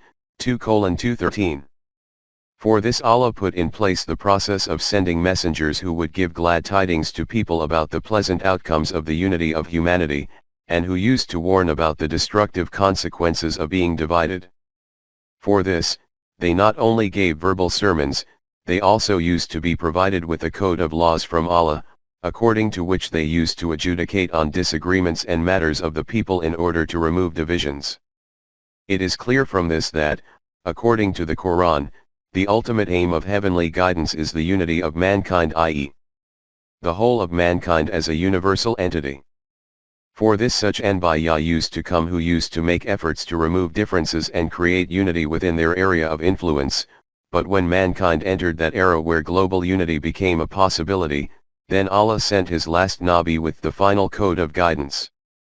You will see in the Quran that this invitation is called Lin-Nas, i.e., an invitation for the whole of mankind. First of all, in place of the concept of a national or sectarian God, the Quran termed him as being the Rabb of mankind, the ruler of mankind, the God, Ilah, of mankind, 114:1-3. In other words, not the Rabb and Ilah of any particular race, tribe, or nation, the Rabb and Ilah of the whole of mankind. Whichever messenger Allah sent, he also stated this about him. We have not sent you but as a universal messenger to mankind, giving them glad tidings, and warning them, but most of mankind understand not. 34:28. O Rasool! We have sent you to the whole of mankind as a giver of glad tidings and a warner, but the human mind steeped in tribalism, nationalism, and racial divisions will not accept this concept quickly, it will only be able to understand this reality gradually. He also clearly stated about the code of laws, the Quran, which he sent via this messenger that these are clear evidences for mankind, 45:20. This is not for any particular race or nation, it is a cause for gaining insight and vision for the whole of humanity. He made it clear about the nation that he formed as a starting point with the aim of unifying humanity, i.e., the Ummah of Muhammad, that you are the best of peoples, Ummahs, formed for the good of the whole of mankind, 3:110. The center of the system which was to become established via the hands of this Ummah was declared to be the Kaaba, and this point was made clear about the Kaaba that the first house appointed for men was that at Bakka, full of blessing and of guidance for all worlds. 3:96. That first house in the world, which was to be kept open for the whole of mankind by taking it above and beyond the divisions of race, tribe, ethnicity, and nationality which damage humanity. That house is the Kaaba, which is located in Mecca, and which is the center of guidance for all nations of the world. The objective from this is an asylum of security for mankind, 5:97. In other words, the center of that system as a result of which all of humanity becomes enabled to stand on its own feet. During the discussion about good and evil we have said that according to the relative standards of profit and loss, every individual or every nation, at the very most, keeps its own interest in mind. But the Quran has declared that according to the scales of the permanent values, remember, while that which is for the good of mankind remains on the earth, 13:17. Only that ideology, that system, that maslak can endure whose aim is not the benefit of any particular individual, group, or nation, but the benefit of the whole of mankind. At this point we have only quoted one or two references in connection with the focus of the Quran, i.e., the unity of mankind, otherwise these explanations are widespread throughout the Quran. These will appear at their respective places. The purpose here was to explain that the goal of this last link in the process of righteousness and guidance is to create a universal brotherhood of mankind, whose foundation is the commonality of Iman, ideology. It is obvious that whichever ideology, concept, belief, or system opposes it, or obstructs its path, it will be declared as the cause for fasad in humanity according to the Quran. This is that very fact which has been expounded in these words, that the people who leave the straight path defined by Allah for other paths are those who sunder what Allah has ordered to be joined, and do mischief on earth. 227. This means that by imposing gulfs of sectarianism, formation of parties, nationalism, among those whom Allah had commanded to be united, they make efforts in this way to prevent fragmented humanity from coming together. These are the very people who foment fasad. Human history is a witness to how Rasulullah and his companions, within his sphere of authority under the guidance of Wahi, bridged these gulfs, and how they brought humanity which was divided into pieces, together, united them not only physically but united their hearts, because true unification is the coming together of hearts. 3:103. They shaped one single ummah by erasing the differentiations of color, race, language, tribe, and nationality, and in this way demonstrated to the world that the concept or ideology of unified mankind put forward by the Quran is not impossible or unable to be implemented. But we hang our heads in shame at the mention of what happened after this. That same ummah, which was raised to create unity in mankind, itself became divided into pieces. Firstly, by converting deen into religion it created various sects within that religion, and after that became divided into different nations on the basis of differentiations in race and nationality. 4.41 Discontent of Western thinkers. The shaping into different nations on the basis of variations in geographical affinity was a curse created by Europe. But as we have stated above, with the descent of the Quran, that era began in which, gradually, man eventually became capable of understanding which path will take him ultimately in which direction. Europe shaped different nationalities on the basis of mutual jealousy and hatred.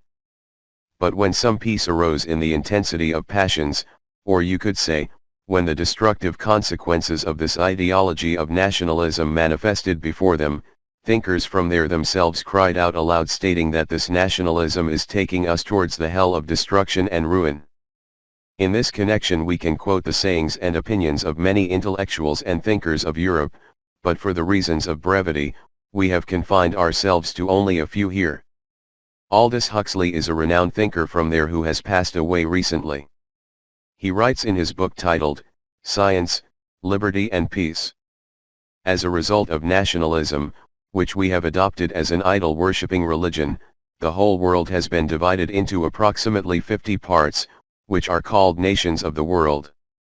This is the state religion of every one of these nations, i.e., instead of God, worship of the nation which is considered to be the manifestation of higher values. Hence, out of these 50 idols, the worshipper of every idol considers the other 49 idols as mawkish. Nationalism becomes the cause for moral destruction in this way that all the beliefs of universal mankind, one God and human dignity are declared as being false due to it, and in place of these, the beliefs of separatism, egotism, and selfishness take birth, the consequence of which is not only the legitimizing of hatred and war, rather it is the cause. Remember, every nationalism is an idol-worshipping religion. Let us also take a glimpse at the shape of mankind which the thinkers there wished to see, having become discontented with nationalism. A former priest of the Catholic Church, Pierre Teilhard de Chardin, has written in his book titled, Building of the Earth. Now the era of nations has passed by. If we wish to save ourselves from annihilation, then there is only one task needing to be done, and that is to end our antiquated prejudices and to arrange for the reconstruction, going beyond different countries and boundaries, of planet Earth ourselves. By taking man out of his present lowliness, there is only one path by which to take him towards the heights, and that is the invitation towards the path of humanity. Now it is necessary for human consciousness to go beyond the narrow ties of family, nationalism, and race, and take the whole of humanity in its lap. The Quran has stated that man commenced his communal life in the form of one ummah. The solution to his sorrows is only this, that he should once again become a single ummah.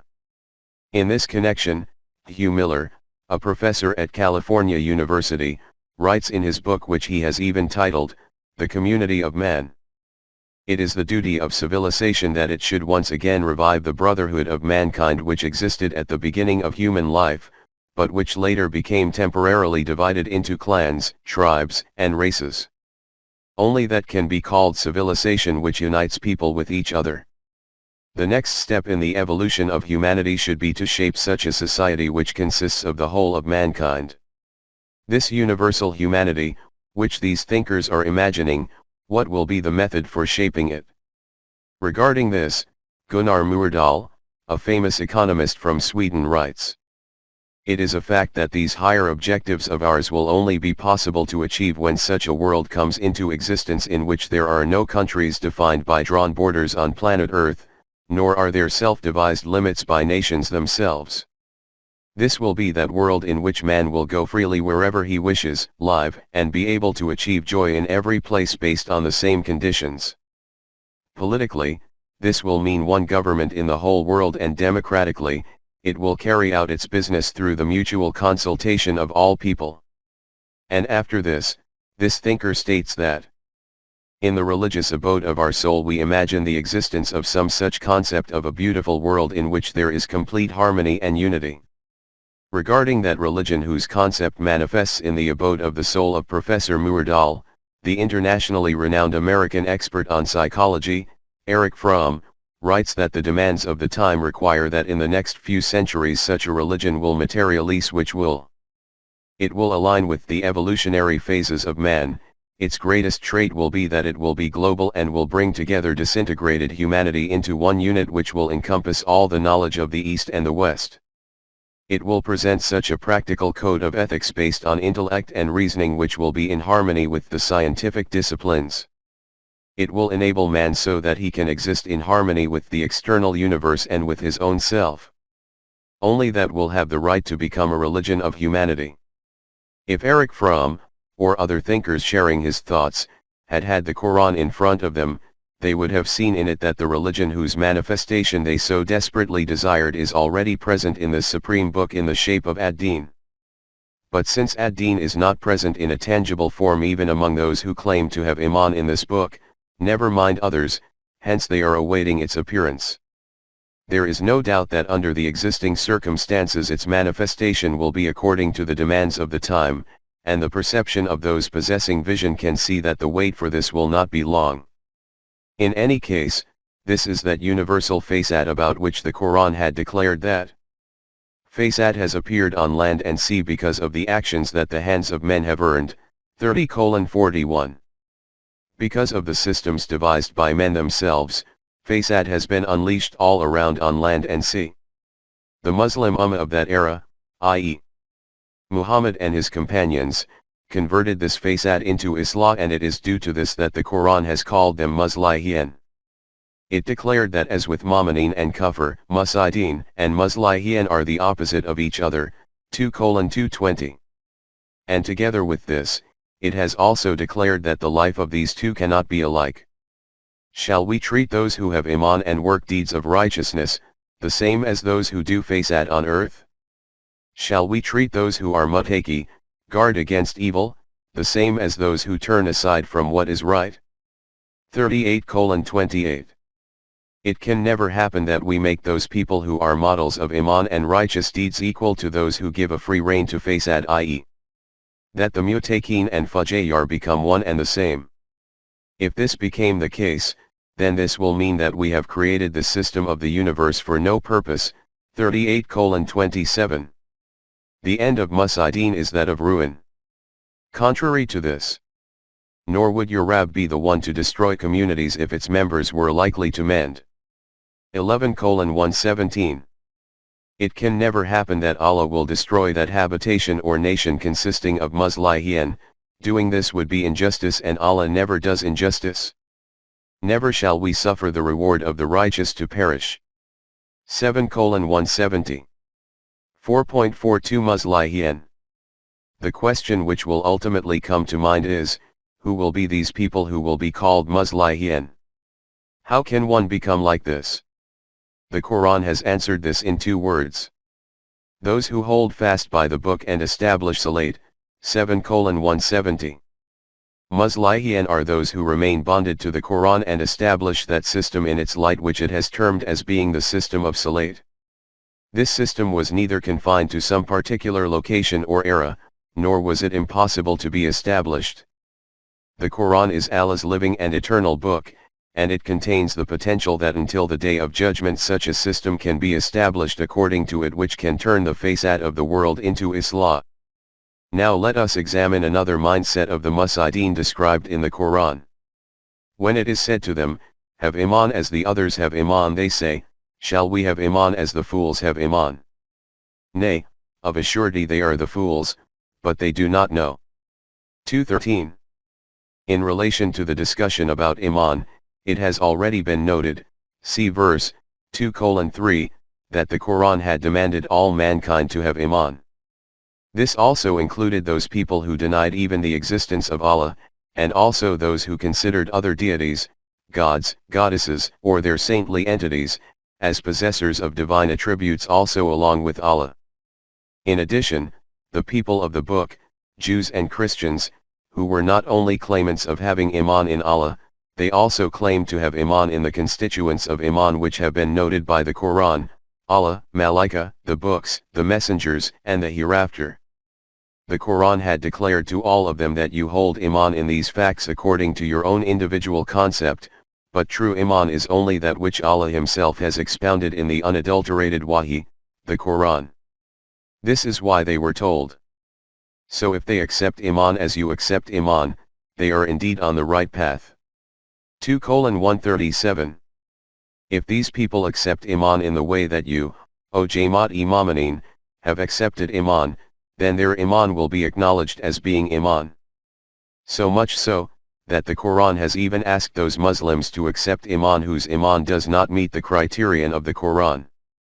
But in this verse 2:13, where the hypocrites have been asked to have Iman as other people have accepted Iman, there is a reference to a particular point in this. None of those other individuals or groups who were asked to have Iman had the state that they held one thing in their hearts, while they stated some other thing from their tongues. Their beliefs were wrong beyond doubt, and were based on ignorance, but there was definitely mutual harmony between their hearts and words. Hypocrites have been told that you should give up your two-faced policy adopted for opportunism and vested interests, and bring about mutual harmony between your heart and tongue. What they said in response merits profound attention. They replied that these people are foolish who openly utter on their tongues what is in their hearts.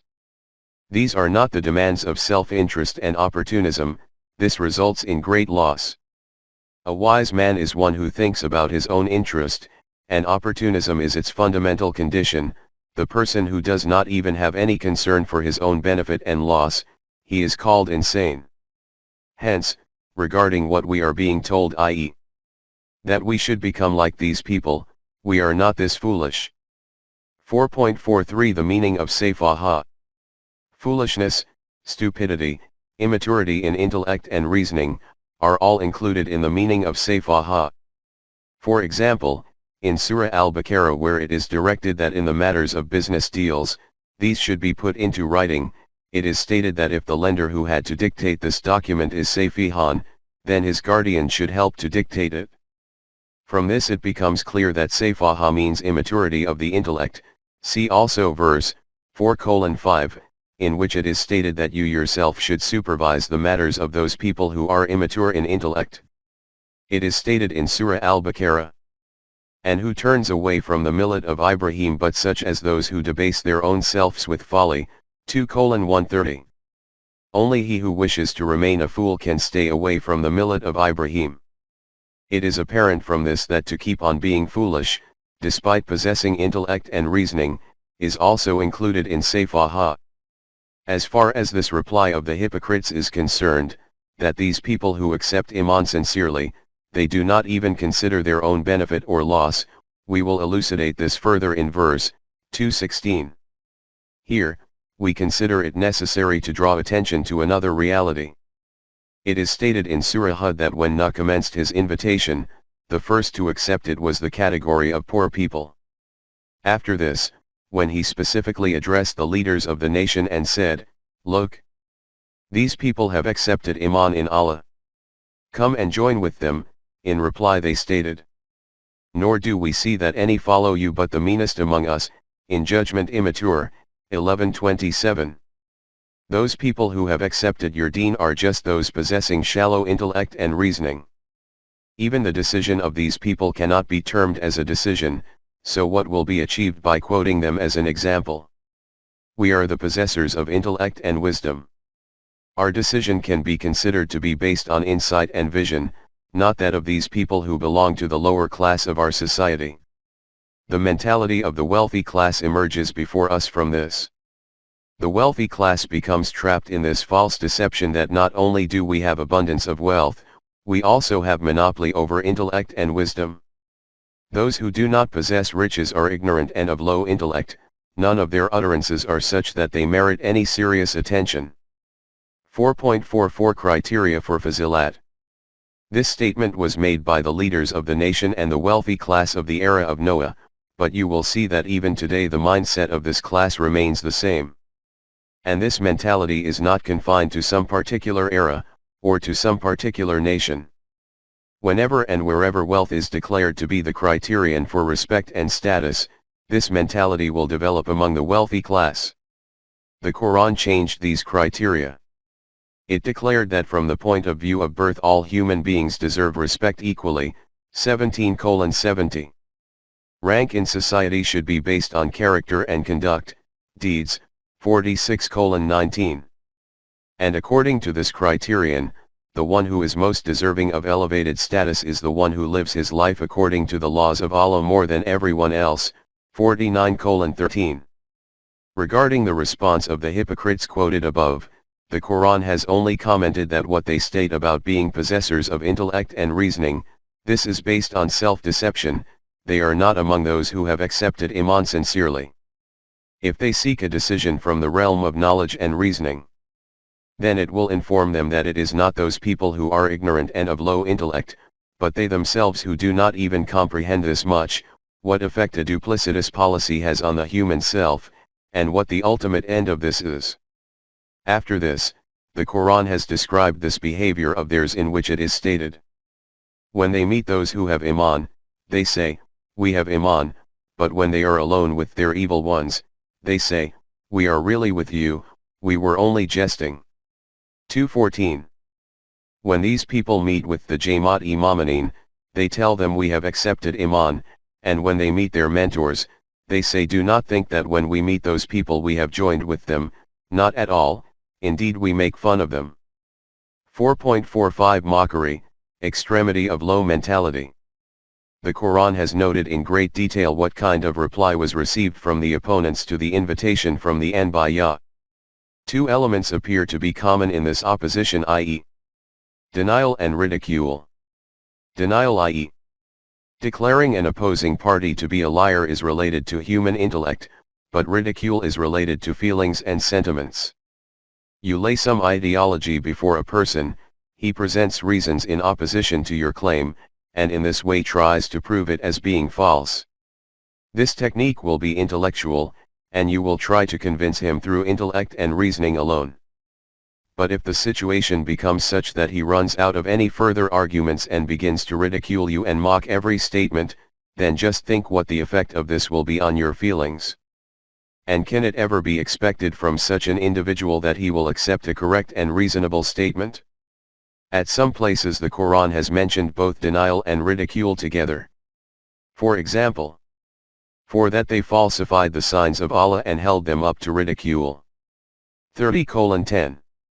And at some places only ridicule is mentioned, and Rasool is told that this mockery which these opponents employ is nothing new. And never came there a Nabi to them but they mocked him. 43:7. Mocked were messengers before you, but their scoffers were hemmed in by the thing that they mocked. 6:10.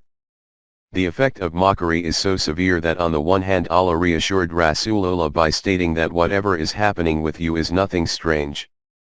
The malicious-natured opponents have done the same thing to every proclaimer of haqq, and on the other hand emphasized do not become disheartened as a result of these utterances. Bear, then, with patience, all that they say. 50:39. Do not become distressed by whatever these people are saying, but instead persevere and be steadfast in your resolve. Therefore, patiently persevere, as did all messengers of inflexible purpose, and be in no haste. 46:35. Remember, So persevere with patience, for the promise of Allah is true. 40:77. All the promises which Allah has made with you, these will be fulfilled, because these are based on fact, therefore remain steadfast on your program with determination and perseverance. And have patience with what they say and leave them, move away from them, amicably. 73:10. Do not entangle yourself with them.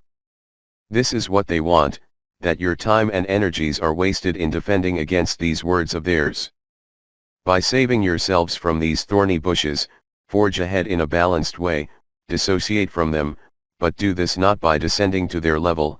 Even when you are moving away from them, leave them in an extremely congenial and courteous manner.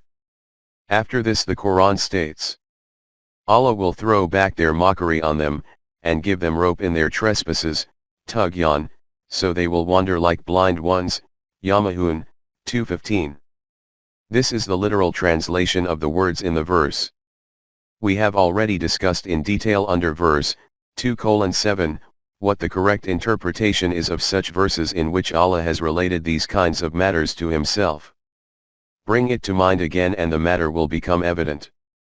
The meaning of the verse under view will be that these people mock the divine verses and ridicule those who invite towards haqq, and the law of requital of Allah laughs at this kind of insane behavior of theirs. The consequence of this is that despite possessing sight, these people keep on advancing further in the disease of blindness from which they are suffering. It can be expected of those people who dispute some correct matter on the basis of intellect and reasoning that at some point it may become comprehensible to them, and that they may desist. But those people who, by descending to the lowest emotive level, adopt the path of ridiculing logical matters and take extreme pleasure in this, the question of them ceasing at any point does not even arise. As stated in 2:10, the more the hypocrites make use of hypocrisy, the more their ailment multiplies proportionally. In the same way, it is stated here that the degree to which these people increase in mockery, their blindness keeps on increasing proportionally. 4.46 Tughyan, gross transgression. As we proceed, let us consider a fine difference between two roots of the Arabic language. The common meaning of the root nmy is the continuing loss of eyesight, and the root nmhe is used for blindness of vision. This is that condition of a human being in which he does not understand what to do about the matter before him, and because of this he stands confused and bewildered, rooted in a state of extreme anxiety.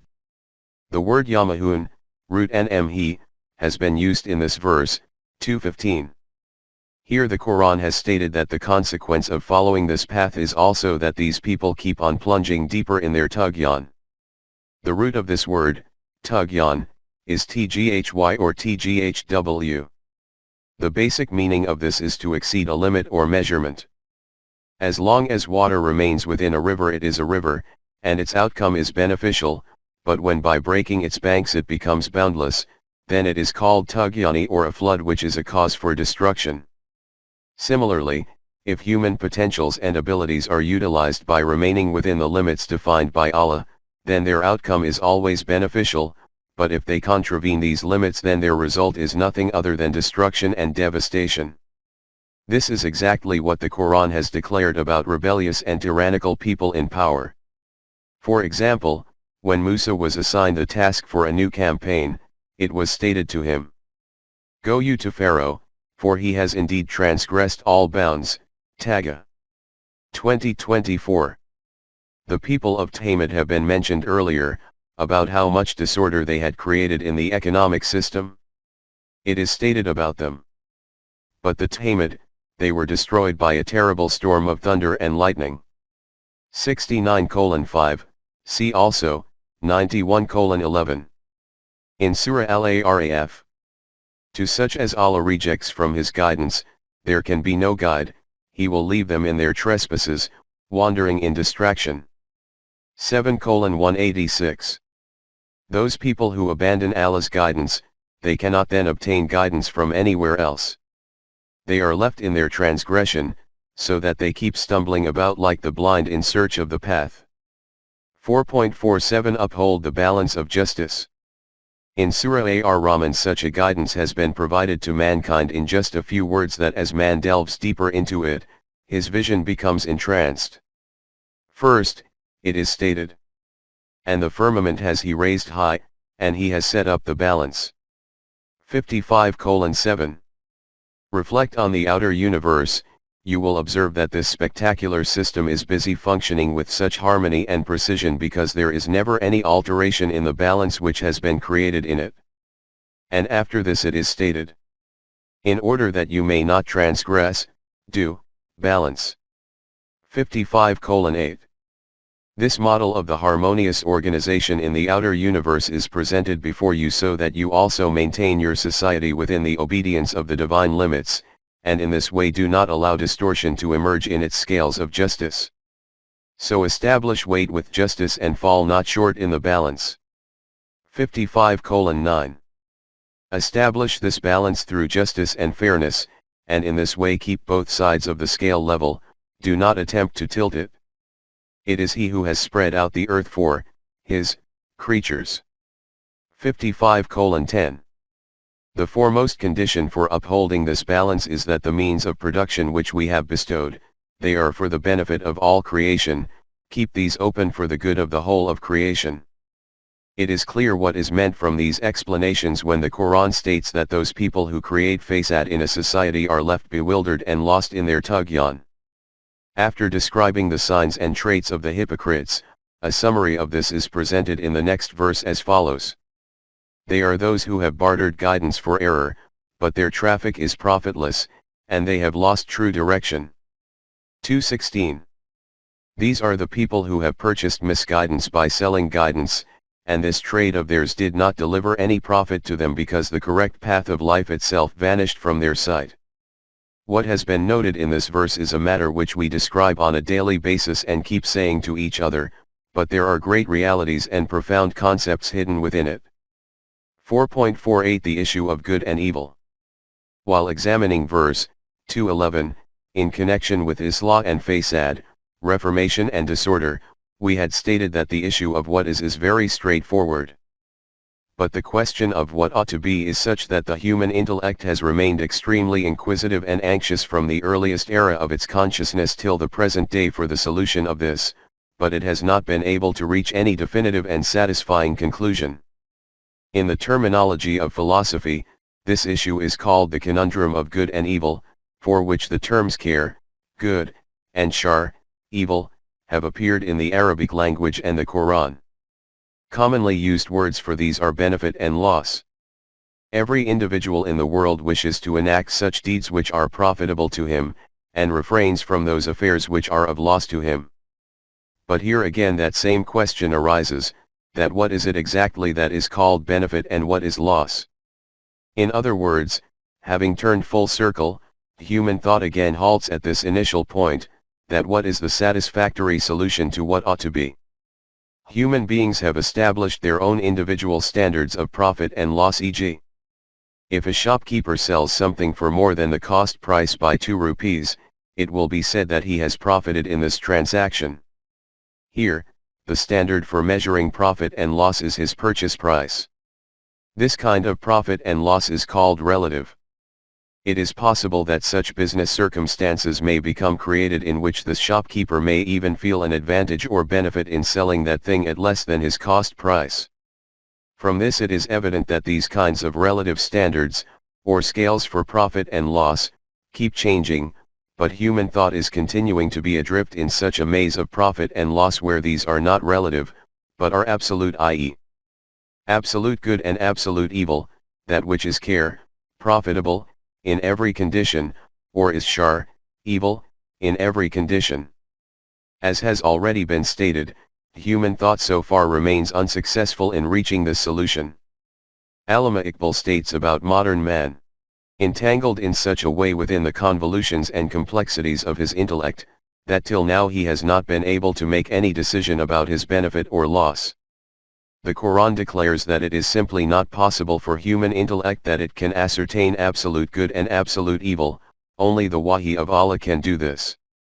In fact, the Quran states that the condition of a man making decisions according to his own intellect and emotions is that but it is possible that you dislike a thing which is good for you, and that you love a thing which is bad for you. But Allah knows, and you know not. 2:216. At times he dislikes such things which are in fact khair, i.e. beneficial, and likes those things and holds them dear, which are harmful to him. And after this it is stated you cannot yourself determine what is in reality beneficial for you, and what thing is harmful, only Allah knows this.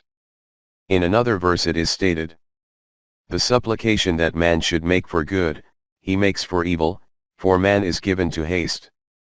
17:11. The condition of man is that in place of care, he calls out constantly to shar, because he happens to be very hasty. He only sees those benefits which are immediately before him and his vision does not extend into the future. 4.49 The true criterion for profit and loss. Why can man not discover the standard for care and shar himself? The reason for this is that he is simply incapable of dissociating his decisions from the emotions of his self-interest, whether these are individual or collective. Therefore the standard devised or defined by him will be relative, it cannot be absolute. By sidestepping the philosophical argument of care and shar, we will state in brief and commonly understood terms that Allah has established the permanent values and immutable principles and has passed these on to mankind through wahi. Every one of those actions which is according to these principles and values will be care or beneficial, that which is contrary to them will be shar or harmful. For example, an individual accumulates thousands of rupees by telling a little lie or by deceiving, while another individual, by remaining true to the values of honesty and trustworthiness, suffers a loss in his business, as commonly happens in an unjust society. According to the self-devised criteria of men, the former has enacted a very profitable transaction and the latter has suffered a great loss. This decision is made according to the self-devised standards of men. Contrary to this, the decision of the wahi of Allah is that since this action of the first individual is against the permanent values, therefore it is shar, i.e. harmful, and the action of the second individual is care due to its being in accordance with the permanent values of Allah, i.e. it is beneficial. The question is not about the material benefit or loss in declaring that one is shar or the other is care, the question is of the benefit or loss which the self of these individuals incurred. From this the decision about virtue and evil, good and bad, reward and punishment takes place. Those deeds are virtuous, good and righteous through which his self is developed and strengthened, evil, bad and punishable deeds are those because of which the development of his self halts and becomes weakened. It is another matter that with the strengthening of the self, material benefits also become acquired, which is a characteristic of the Islamic system.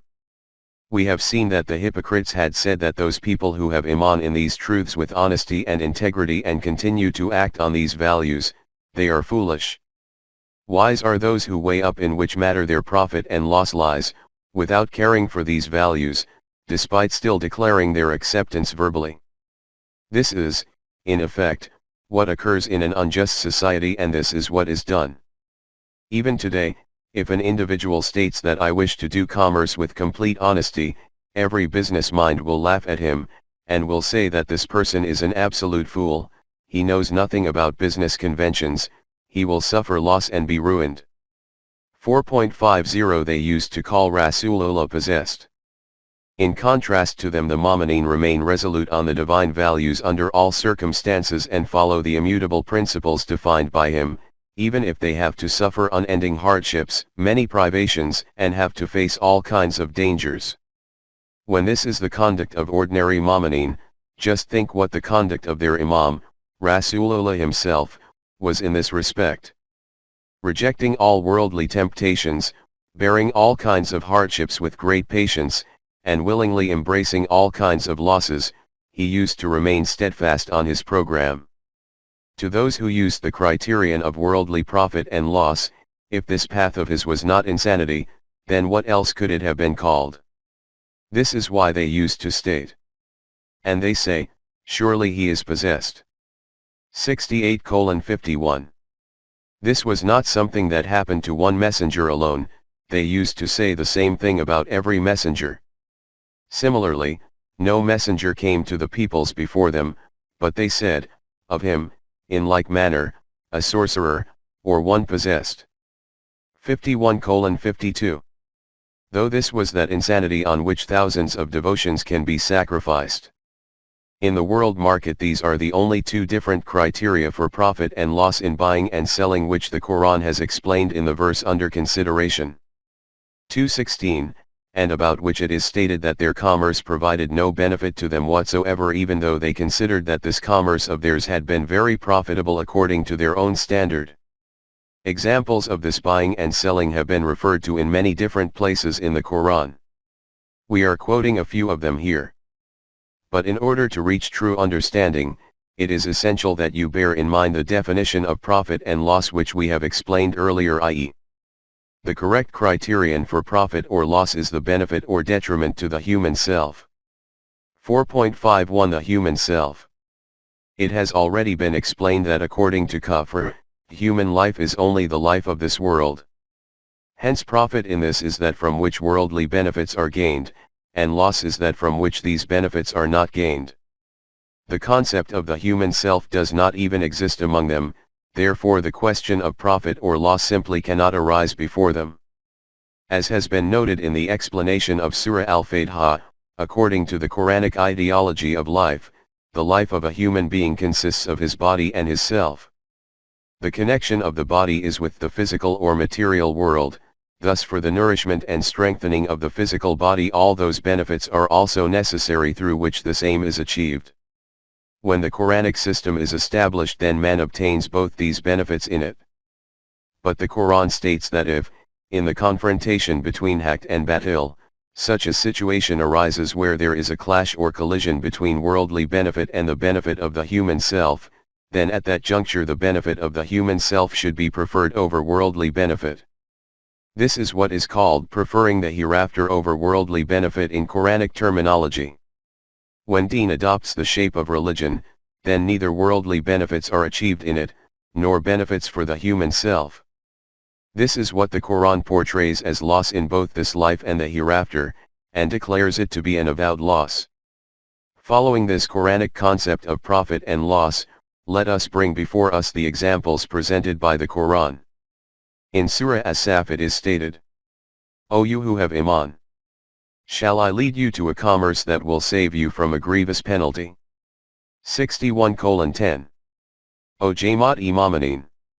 Should we signpost you to such a commerce in which there is never any possibility of loss, and in this way protect you from that painful chastisement which is the consequence of loss in commerce? That commerce is this: that you have Iman in Allah and His Messenger, and that you strive, your utmost, in the cause of Allah, with your possessions and your persons, that will be best for you, if you but knew. 61:11. Accept Iman in Allah and His Rasool, i.e.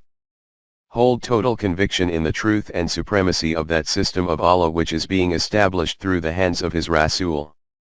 Strive with all your might for its establishment and to strengthen it. Also, utilize your wealth and possessions for it, and if the need arises, even lay down your lives. If you reflect using your knowledge and insight, you will be able to see how profitable this commerce is. He will provide you with protection from your errors, and admit you to gardens beneath which rivers flow, and to beautiful mansions in gardens of eternity. That is indeed the supreme achievement. 61:12. This system will make provision for such resources for you as a result of which you will be saved from these devastations which are always pursuing you. And He will bestow on you such a paradisiacal life in whose freshness and pleasantness there will never be any decline, metaphorically, homes for living pure lives within perennial orchards. This is a very great success and accomplishment for the one who becomes blessed with it. And another favor will He bestow, which you do love, help from Allah and a speedy victory. So give the glad tidings to the Mu'mineen. 61:13. Over and above this, another thing which you greatly like, i.e. your authority will also be established not only in Arabia but outside of it in other places. 33:27. For this you will need the full support and aid of the law of Allah, as a result of which the paths of success will keep opening up one after the other before you. O Rasool!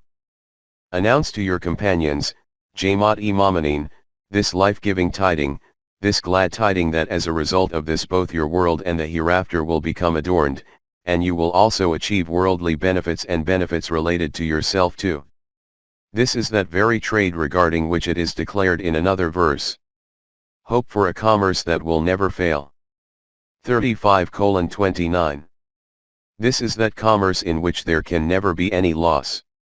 4.52 Agreement between Momineen and Allah. Commerce is another name for buying and selling.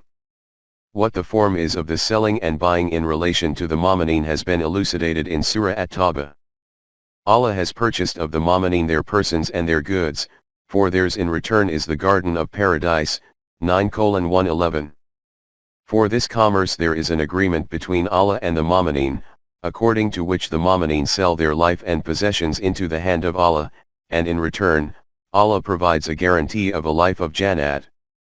Regarding this business transaction, it is stated, then rejoice in the bargain which you have concluded, that is indeed the achievement supreme. 9:111. O Jamaat-e-Momineen! Celebrate this bargain of yours which you have made with Allah, as this is the biggest achievement of life. An individual enters the domain of Islam by acknowledging the constituents of Iman, but he becomes a Momin according to this pact with Allah to which he has to remain committed all his life. It is according to this agreement that the Quran states about the life of the Jamaat-e-Momineen. Be sure we shall test you with something of fear and hunger, some loss in goods or lives or the fruits of your toil, but give glad tidings to those who patiently persevere, who say, when afflicted with calamity, to Allah we belong, and to Him is our return. 2:155-156. In this there will sometimes be a risk of war and death and other dangers. At times there will be scarcity of food and the means of sustenance. At times loss of possessions and life. At times farmlands and orchards will be destroyed. All this will happen. But ultimately glad tidings of victory and success will be for those who remain firm-footed in this striving, and in this horde of hurdles and difficulties, their sights will not waver even slightly from this focal point that the purpose of our life is the establishment of the system of Allah. We have dedicated our possessions and life for this, let the difficulties come, our every step will be for this very aim. 9:59. This alone is our destination and objective, and in every circumstance it is this that we will aim for. 4.52.1 Sacrificing life in the path of Allah. And after this it is stated, they are those on whom descend blessings from Allah and rahmat, and they are the ones that receive guidance. 2:157, see also, 33:43, 33:56. This is that revolutionary Jamaat which is deserving of manifold appreciation and approval from their Rabb. Allah and His Malaika shower blossoms of rahmat on them, send darud and salam on them. For them are abundances of the means of nourishment and showers of respect and eminence, and that they will reach their intended destination is a certainty. These are those fortunate ones about whom it is stated, and say not of those who are slain in the way of Allah, they are dead. Nay, they are living, though you perceive it not. 2:154. The one who lays down his life in this striving does not die, he becomes embraced with eternal life. His body surely dies, but his self moves forward. What his life will be like after death, you cannot encompass this at the existing level of your consciousness. At another place it is said, think not of those who are slain in the path of Allah as dead. Nay, they live, finding their sustenance in the presence of their Rabb. 3:169. Do not even let the thought cross your mind that they have died, they are alive in the presence of Allah, and they are also being bestowed with the means of nourishment from Him. They rejoice in the bounty provided by Allah, and with regard to those left behind, who have not yet joined them, in their bliss, they, martyrs, glory in the fact that on them is no fear, nor have they cause to grieve. 3:170.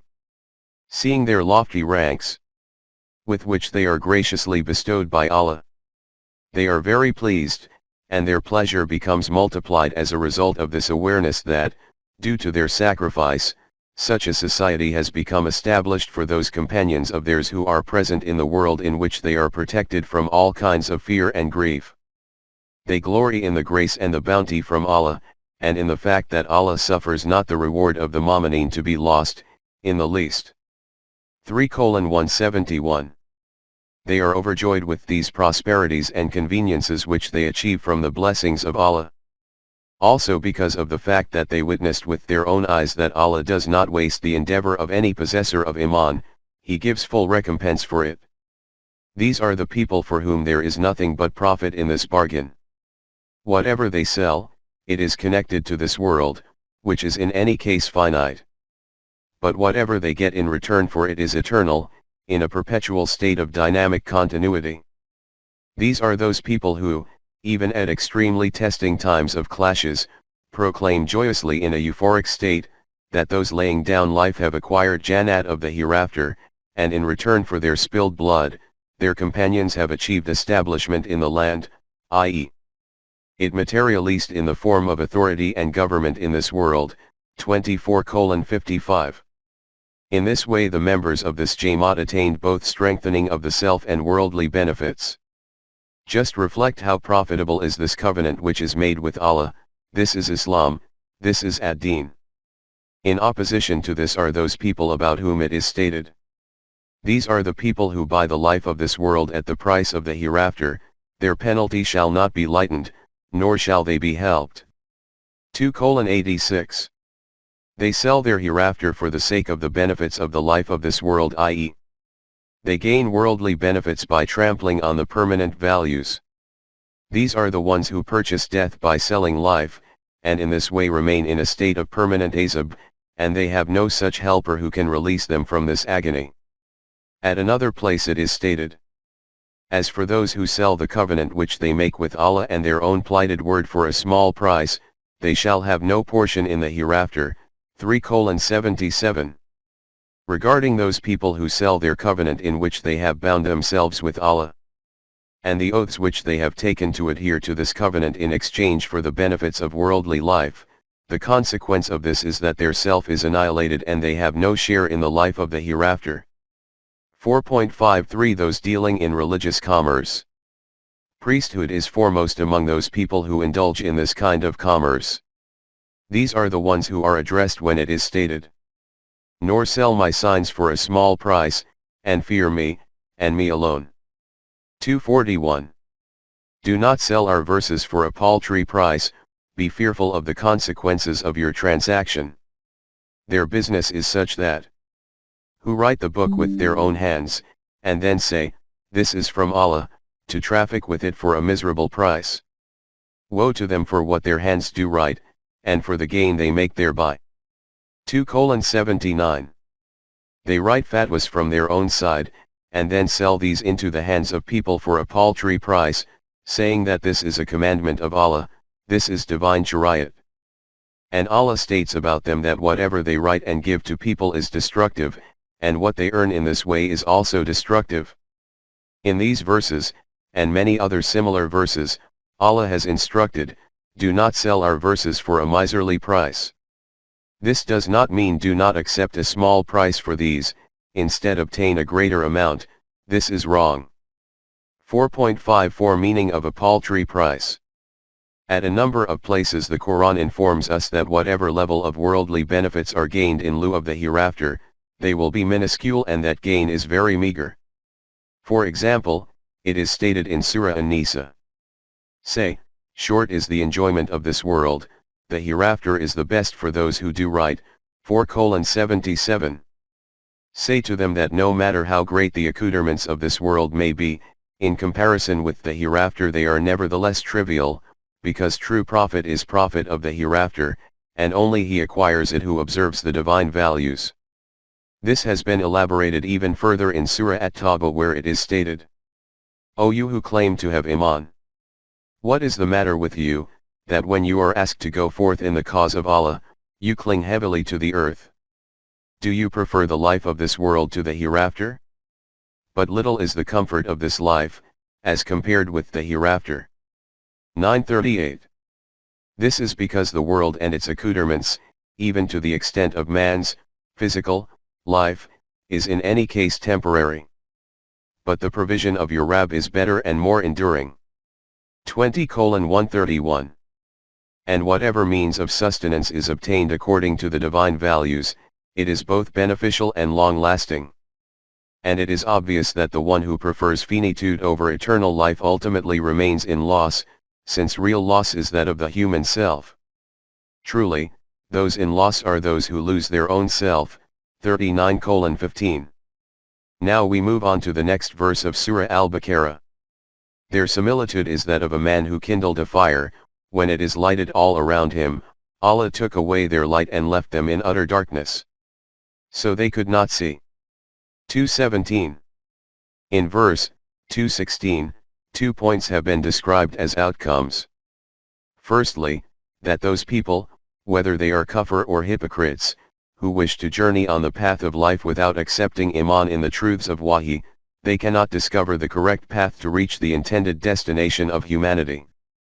Secondly, that those people who gain worldly benefits by sidestepping the permanent values of Allah, this commerce of theirs ultimately proves to be damaging. After expounding these points ideologically, the Quran has explained them using tangible similes according to its distinctive style. These examples have been noted in verses 2:17-20. It is this explanation of them that now comes before us. First, let us discuss the question of the correct path in order to reach the intended destination. As has already been noted, further details of which will be covered under the topic of the story of Adam, life has reached the human form by passing through evolutionary valleys. Whatever man has received in this automatically from nature are those same basic instincts which have also been bestowed on other animals. When a human child arrives in the world, like every newborn animal, it knows instinctively where its source of nourishment lies, and how to obtain benefit from it, i.e., sucking milk at a mother's breasts. There is only one issue facing animals, and that is the fulfillment of physical needs, and for this the guidance of the instincts is sufficient. This is why they have no need for any research, nor any need for inquiry. If man's issue had been confined to just this, then he also would not have needed to make any endeavors. But his issue is not confined to this.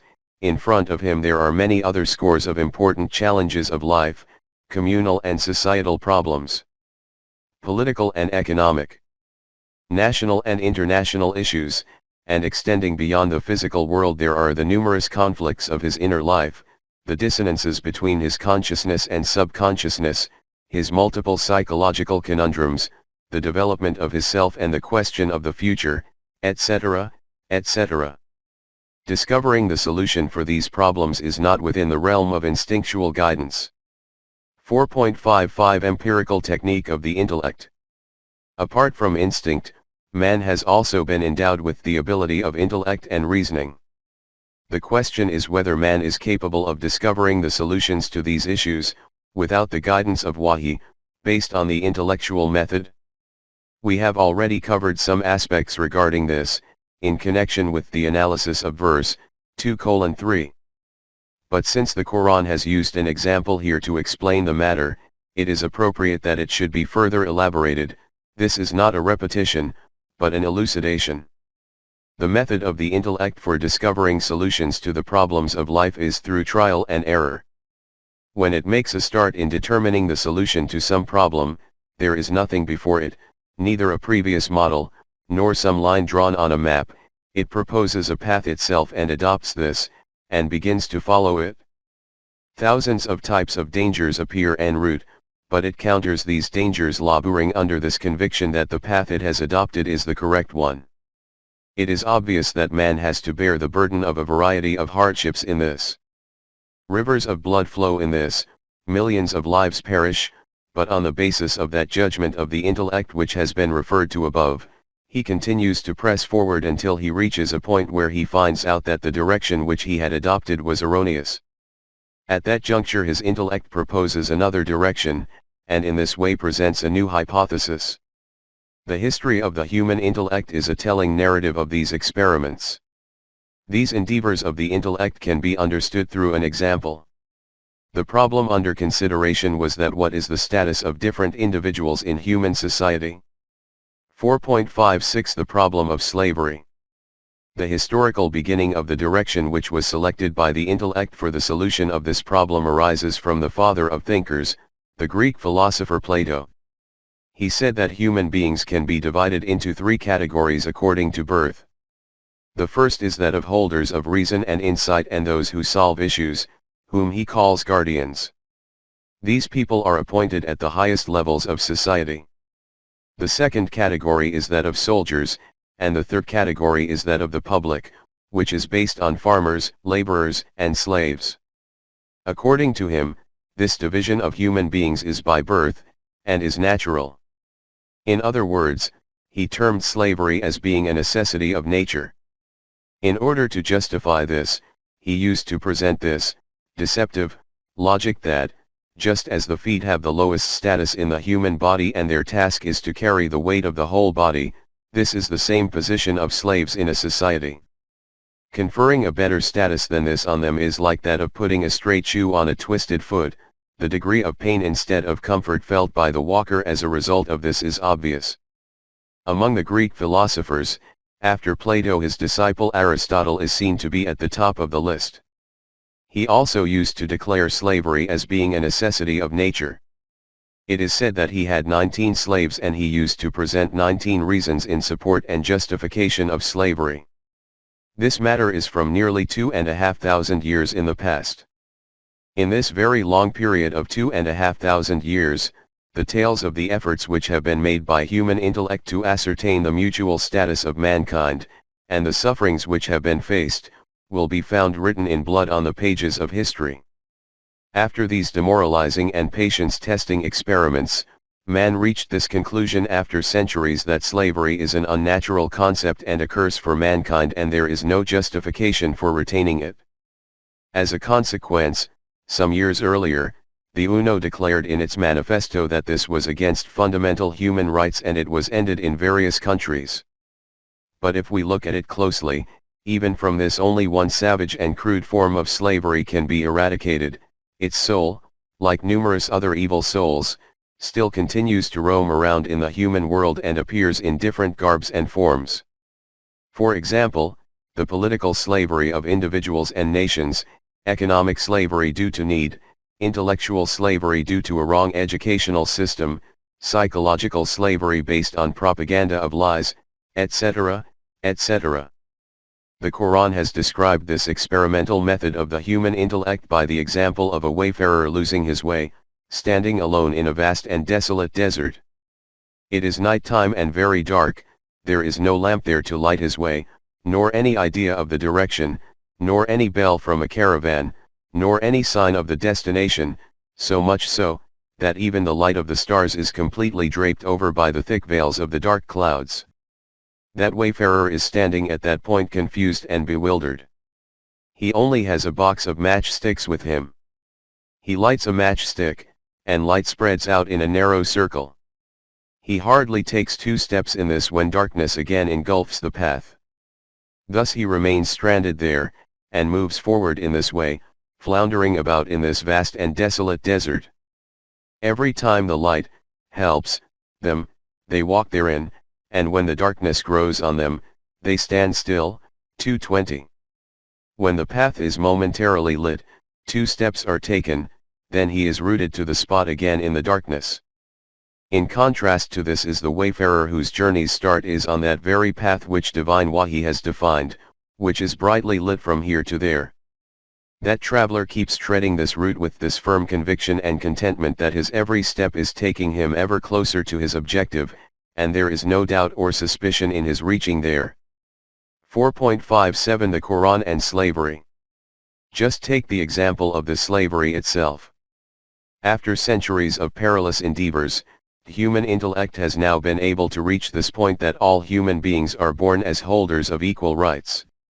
Allah's Wahi proclaimed right from the first day that we have honored the children of Adam, 17:70. All human beings from birth are deserving of equal respect and dignity. Humanity means deserving of respect as a human being, and it is not possible that a man, to whom is given the book and wisdom and messengerhood, should say to people, "Be you my followers," rather than of Allah's. On the contrary, he would say, "Be you followers of him who is truly the cherisher of all." 3:79. No human being possesses this right that he should say to other human beings, "Become my subjects," not Allah's, even if he has the status of a lawmaker or ruler, so much so, that even if he possesses Nabuwwat, messengerhood, no human being possesses the right to say this. Together with this, he also decreed that no man or group of men has the right to govern over other human beings. This right also belongs only to Allah. Nor does anyone have the right or authority to deprive anyone of the means of sustenance. With these decrees he put an end to every form of slavery. It should be made clear that the instructions and commands which have been given in the Quran about slaves and concubines are about those slaves and concubines who were present in the Arabian society at the time of the revelation of the Quran. Making them free instantaneously was neither advisable nor possible. For this the Quran provided such instructions, as a result of which they either gradually kept becoming free, or became members of free families. In this way, the Quran solved the problem of slaves of that time and closed the door of slavery forevermore. Details of these matters will be available at their place later. 4.58 Importance of intellect. This is the difference between the method of reasoning of the intellect and the guidance of Wahy. But this does not mean that in the proposed process of Wahy, there is no status or place for intellect. The Quran has placed great importance on human intellect and reasoning. According to the Quran, the mutual relationship between intellect and Wahy is like that of light from the sun and the human eye. Just as the human eye cannot be of any use without light from the sun, similarly if man shuts his eyes, then sunlight also becomes useless for him. It is this very Quranic truth that the renowned Western thinker Locke has expressed in the following words: "He that takes away reason to make way for revelation, puts out the light of both." On this enlightened path of life which Wahy has proposed, crossroads appear at every turn where signposts are erected for paths leading to various directions. The task of the intellect is to read these signposts and select the correct path according to them. Or you could understand it as the following: that in a children's book of arithmetic, different sums are presented, which they solve according to mathematical rules using intellect and reasoning. Then they compare their solution with the answer which is given at the end of the book. If their solution is in accordance with the answer, the child becomes contented that he has solved the sum correctly. Just think that if a child is in possession of such a book in which the section containing sums is present but the section containing answers is missing, then you can imagine the uncertainty he will suffer from after solving a sum regarding whether it is right or wrong. The task of the human intellect is that it should keep harmonizing its solution with the answer of Wahy, and by declaring that which is in harmony with it as being correct, move ahead. Plato himself has illustrated this method in these words: "These thinkers will make something, then will end it. They will keep doing this until they bring human pathways in harmony with the divine paths to the best of their ability." 4.59 Nur, light, and Zulmate, darknesses. The Quran has everywhere described Wahy using the metaphor of Nur, and where that Nur is absent, it has termed this as being Zulmate. It has stated that regarding the Mu'mineen, Allah will, from the depths of darkness, He will lead them forth into light. 2:257. Contrary to this, rebellious elements take the kufr from the direction of light into darkness.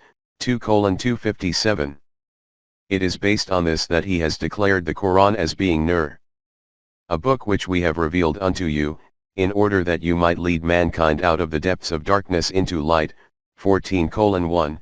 See also 57:9. In using the word Zulmate for darkness, two important points have been brought before us. The meaning of Zulmat is the absence of light, i.e., light not being present at a location which should have remained illuminated. Have you observed what a great reality is hidden in this one basic meaning? The things of the universe and animals did not require external light, their guidance is provided by their instinct which exists within them from birth. Hence, it is not stated about them that they are in Zulmat, although they do not have the light of the Wahi sent down from Allah. The place for the Wahi sent down by Allah is the human world, because such light has not been kept within a human being. If society deprives itself of the light of Wahi, then it will be said about it that where there should have been light, there is none. The word Zulmat has been used for this situation. Secondly, that the Quran has used the word Nur in the singular form everywhere, but Zulmat is used in the plural form, i.e., it has called it Zulmate. This profound but extremely delicate difference has been noted earlier. Al-Haq is always one, but Batil appears before us by ever changing into 1,000 garbs. The correct answer is one and only one, but there can be thousands of wrong answers. This is why the Quran has used the word Nur for Haq or the correct answer, and Zulmate for Batil or wrong answers. Along with this, there is also the reality that when light arrives, no matter how many layers of darkness there may be, they vanish. The light of Wahi erases the sum total of the flawed outlook or deceptions created by human thoughts and emotions. And say, truth, al-haq, has arrived, and falsehood perished, for falsehood is, by its nature, bound to perish. 17:81. Now we come to the next verse. The deaf, Sumun, the dumb, Bukmun, and the blind, Umyun, they will not return to the path. 2:18. Let us first look at these words. Sumun, root SDMM, is that individual whose ears become closed, i.e., deaf. Also, that person who does not listen to anyone and keeps insisting on his own opinion, who does not make use of intellect and reasoning. It is stated in Surah Yunus. Among them are some who pretend to listen to you, but can you make the deaf to hear, even though they are without understanding? 10:42. There are some among them who appear to be always listening to you but their thoughts are elsewhere. O Rasool! Can you make such people hear who, by shutting the doors of intellect and reasoning, place plugs in their ears? The word Bukmun is used for a person who is dumb, or for such an individual who cannot explain a matter clearly, also indicating those people who do not make use of intellect and reasoning. It is stated in Surah Anfal. For the worst of beasts in the sight of Allah are the deaf and the dumb, those who do not use their intellect. 8:22. Umyun, root nmy. Though this word is generally used for the one who is blind, it has many meanings: to become misguided, to insist on batil, to keep on pressing forward blindly without using intellect and reasoning, to become equivocal and doubting in some matter. All these meanings are included in it. It is stated in Surah Al-An'am that Rasulullah was informed that you should proclaim that I but follow what is revealed to me. Say, can the blind be held equal to the seeing? Will you then reflect not? 6:50. Here, too, people not employing their intellect and reasoning are called blind. Therefore by Sumun, Bukmun, Umyun is not meant those people who are physically deaf, dumb, or blind. These mean those people who do not make use of intellect and reasoning. Hence, within Surah Al-Baqarah itself, it is stated in another verse. Deaf, dumb, and blind, they are void of understanding. 2:171. So when it is stated in the verse under consideration that when those people, by losing the lamp of Wahi, stumble around in their self-created darknesses, they are deaf, dumb, and blind, then this means that they have hearts wherewith they understand not, eyes wherewith they see not, ears wherewith they hear not. 7:179. This means that they simply do not employ the ability to reason and comprehend which was bestowed by Allah, and the consequence of this is they will not return from the wrong to the right path. 2:18. 4.60 The meaning of la yarji'un, not returning. The word rajan also contains many meanings, and its erroneous meaning, which is commonly prevalent among us, is the cause for creating misguidedness. But at this point we do not wish to delve into its details, the place for that will come later. It is sufficient to understand here that its meaning is to turn around, return, turn back, to approach, and it has appeared in this verse in these meanings. When Rasulullah presented his invitation, his addressees were two kinds of people: 1, the people of the book, who at some point were on haqq but later diverted from this path. They were asked to return to this same al-haqq which was given to you by your anbiya but which you let go to waste. When they used to spurn this, they would be asked, why do you not return towards haqq? But the second category was that group towards whom haqq had come for the first time. When they would not come towards haqq, then it was said about them that they do not even approach haqq, they do not pay any attention to it whatsoever. For them, too, the word la yarji'un is also used. Overall, this should be understood as different people having adopted different wrong paths. An individual standing at a crossroads, rather, a four-way intersection, is calling out, saying that the paths on which you are treading, these cannot take you to the correct destination, come back to this spot, I will inform you which is the correct path. If they do not retrace their steps, then the term la yarji'un will be used for them too. In any case, the purpose of this is that people are treading on the wrong paths, the Quran is calling out to them over and over to come here, and I will guide you to the correct path. But they do not consider its invitation and bidding as being worthy of their attention, and keep on heedlessly pressing forward like the blind, deaf, and dumb. 2:18. The next verse to be examined is, or, another similitude, is that of a rain-laden cloud from the sky, in it are zones of darkness, and thunder, and lightning, they press their fingers in their ears to keep out the stunning thunderclap, the while they are in terror of death. But Allah is ever surrounding those who are kafirin. 2:19. In the introduction to verse 2:17, 2 points were noted. Now let us discuss the second point of these, i.e. this point that these people who gain material benefits of worldly life at the price of the divine permanent values think in themselves that we have been in great profit, but in reality this business of theirs is not profitable, rather it is detrimental. In reality only that business is profitable which is carried out within the remit of the divine values. By business is not meant merely economic transactions, it means the question of profit and loss within every sphere of life. A discussion about profit and loss, or good and evil, has already been carried out, but for an explanation of the example that the Quran refers to here, further elaboration of this issue is required. 4.61 Further elucidation of good and evil. First understand this, that in the physical universe there is nothing intrinsically good or evil. It is its use which makes it good or evil, or you could say that Allah has created everything for good only, it is man who makes it evil by using it wrongly. Water supports life, the whole of life is dependent on it, it bestows fresh life to dead land, vigorous crops grow due to it, verdant and lush fruit-bearing orchards emerge from it. So much so, that water plays a very fundamental role in life and all that is needed for it as the means of nourishment and strength for it. But the same water man stays alive by drinking, he can also die by drowning in it. That water which flows by remaining within the confines of the banks of rivers, canals, streams, and waterways, becomes the cause for the emergence of new life. But when that same water, by bursting its banks, assumes the shape of a flood, it becomes the cause for widespread devastation. Poison, whose name is synonymous with death, can also be employed at times to save the lives of those dying, if it is used correctly in the form of treatment. This is the same condition of everything in the physical universe and of every force of nature.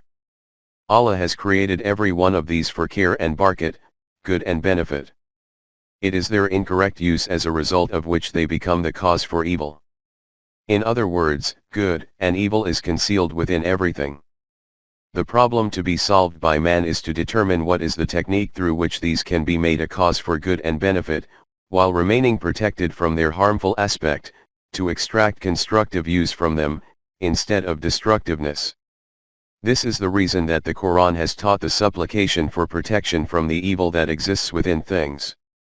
From the mischief of created things. 113:2. In other words, this desire that whatever Allah has created, it does not become evil, it should remain good. If some things had been good and some others bad, then a supplication to remain protected from the evil things would have been taught. Scientific disciplines certainly inform us how beneficial results can be obtained from the things of the universe and how these can become evil. But they cannot tell us how to make man amenable to this, that he uses these for good and does not use these for evil. This is outside the domain of function of these sciences. 4.62 Doctrine of Utilitarianism. Moving beyond the physical or external world, let us look at the human social domain, and see whether human intellect has been able to devise such a system here which can be profitable for the whole of mankind, i.e., its outcome is care for everyone. Using its own empirical technique, the human intellect has also stumbled around extensively in search of this but has not been able to succeed in this yet. The best doctrine it has been able to discover to date is known by the term utilitarianism. According to this doctrine, that act is care as a result of which the maximum number of people gain the maximum benefit, i.e., the greatest good of the greatest number. From the point of view of this doctrine, the aim is the benefit of the majority. The question is this: are the ones who will be left out not human beings? On what basis will they be deprived of this benefit? They have no answer to this objection.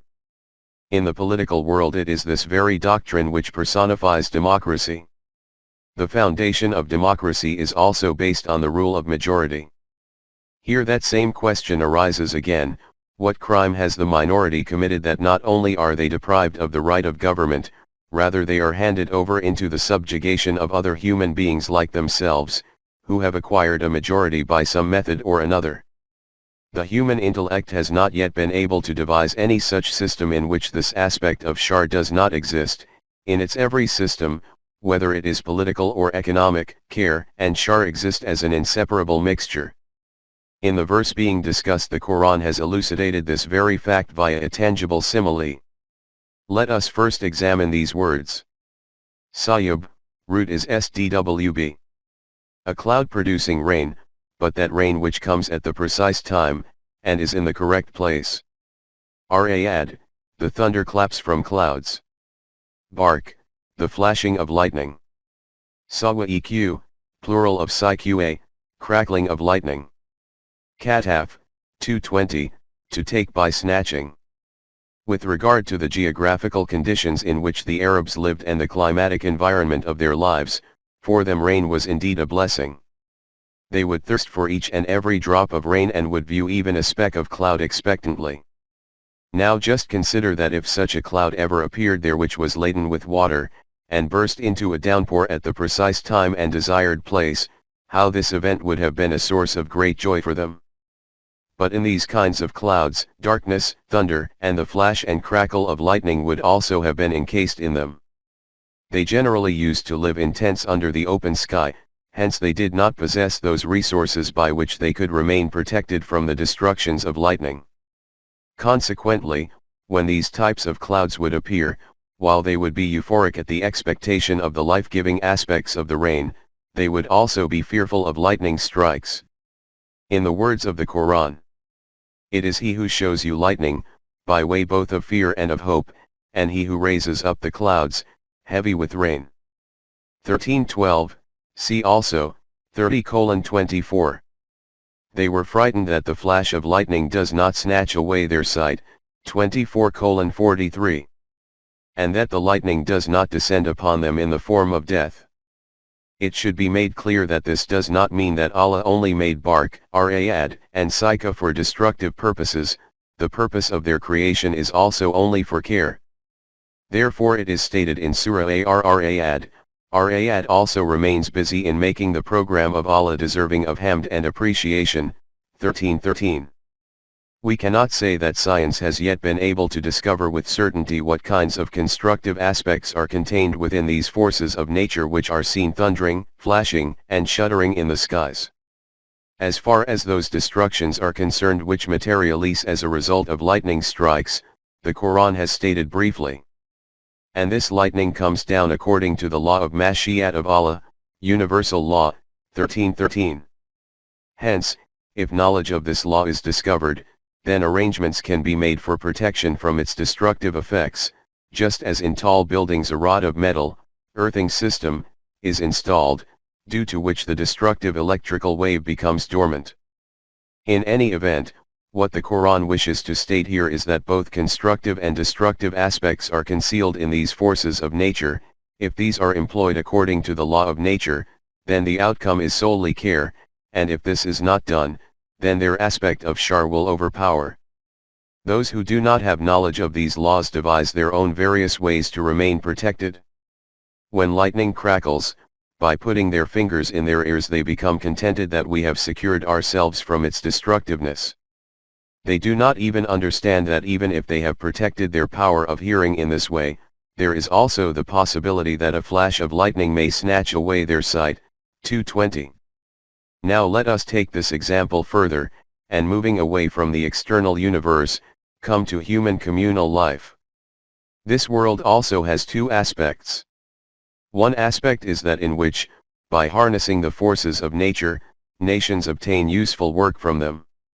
We will explain further on in what different ways the Quran has made this fact clear that, by conquering the forces of nature, what kinds of uses man can obtain from them, provided he acquires knowledge of those laws according to which these forces remain in operation. Whichever nation harnesses these forces in this way, it progresses in the material world. The example of the European nations is in front of us. Those same events of nature which cause destructions in backward, illiterate, nations, Western nations have made such arrangements so that they may benefit from the profitable aspects of those forces while remaining protected from their devastations. 4.63 Employing the forces of nature. This is that aspect of the social system of man where he encounters the controlled and uncontrolled forces of nature. The other aspect of this is that where man has to deal with man. Because this system is devised by the intellect and reasoning, what people do is that in their own sphere they utilize these forces for beneficial purposes, but on the basis of these same forces they acquire supremacy and control over other nations. By virtue of this, they apparently gain great power.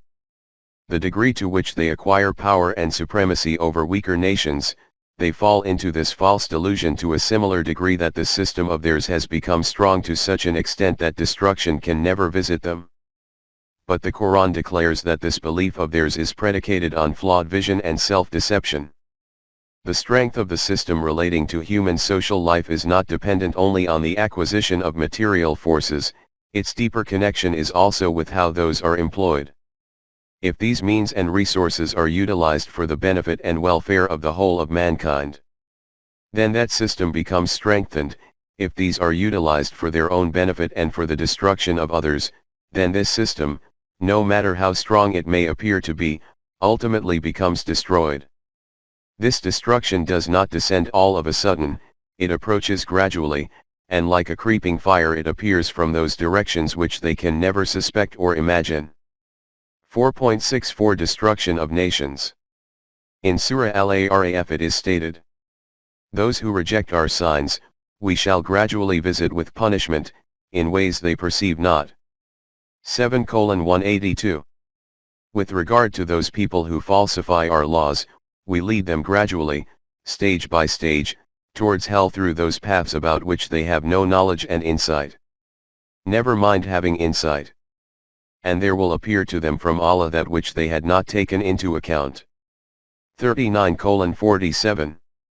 In Surah An-Nahl it is stated, "Those before them did also plot, but Allah took their structures from their foundations, and the roof fell down on them from above, and the punishment seized them from directions they did not perceive." 16:26. O Rasool! Not only the nation you are addressing, but nations before them also indulged in such intrigues, but these conspiracies were never successful.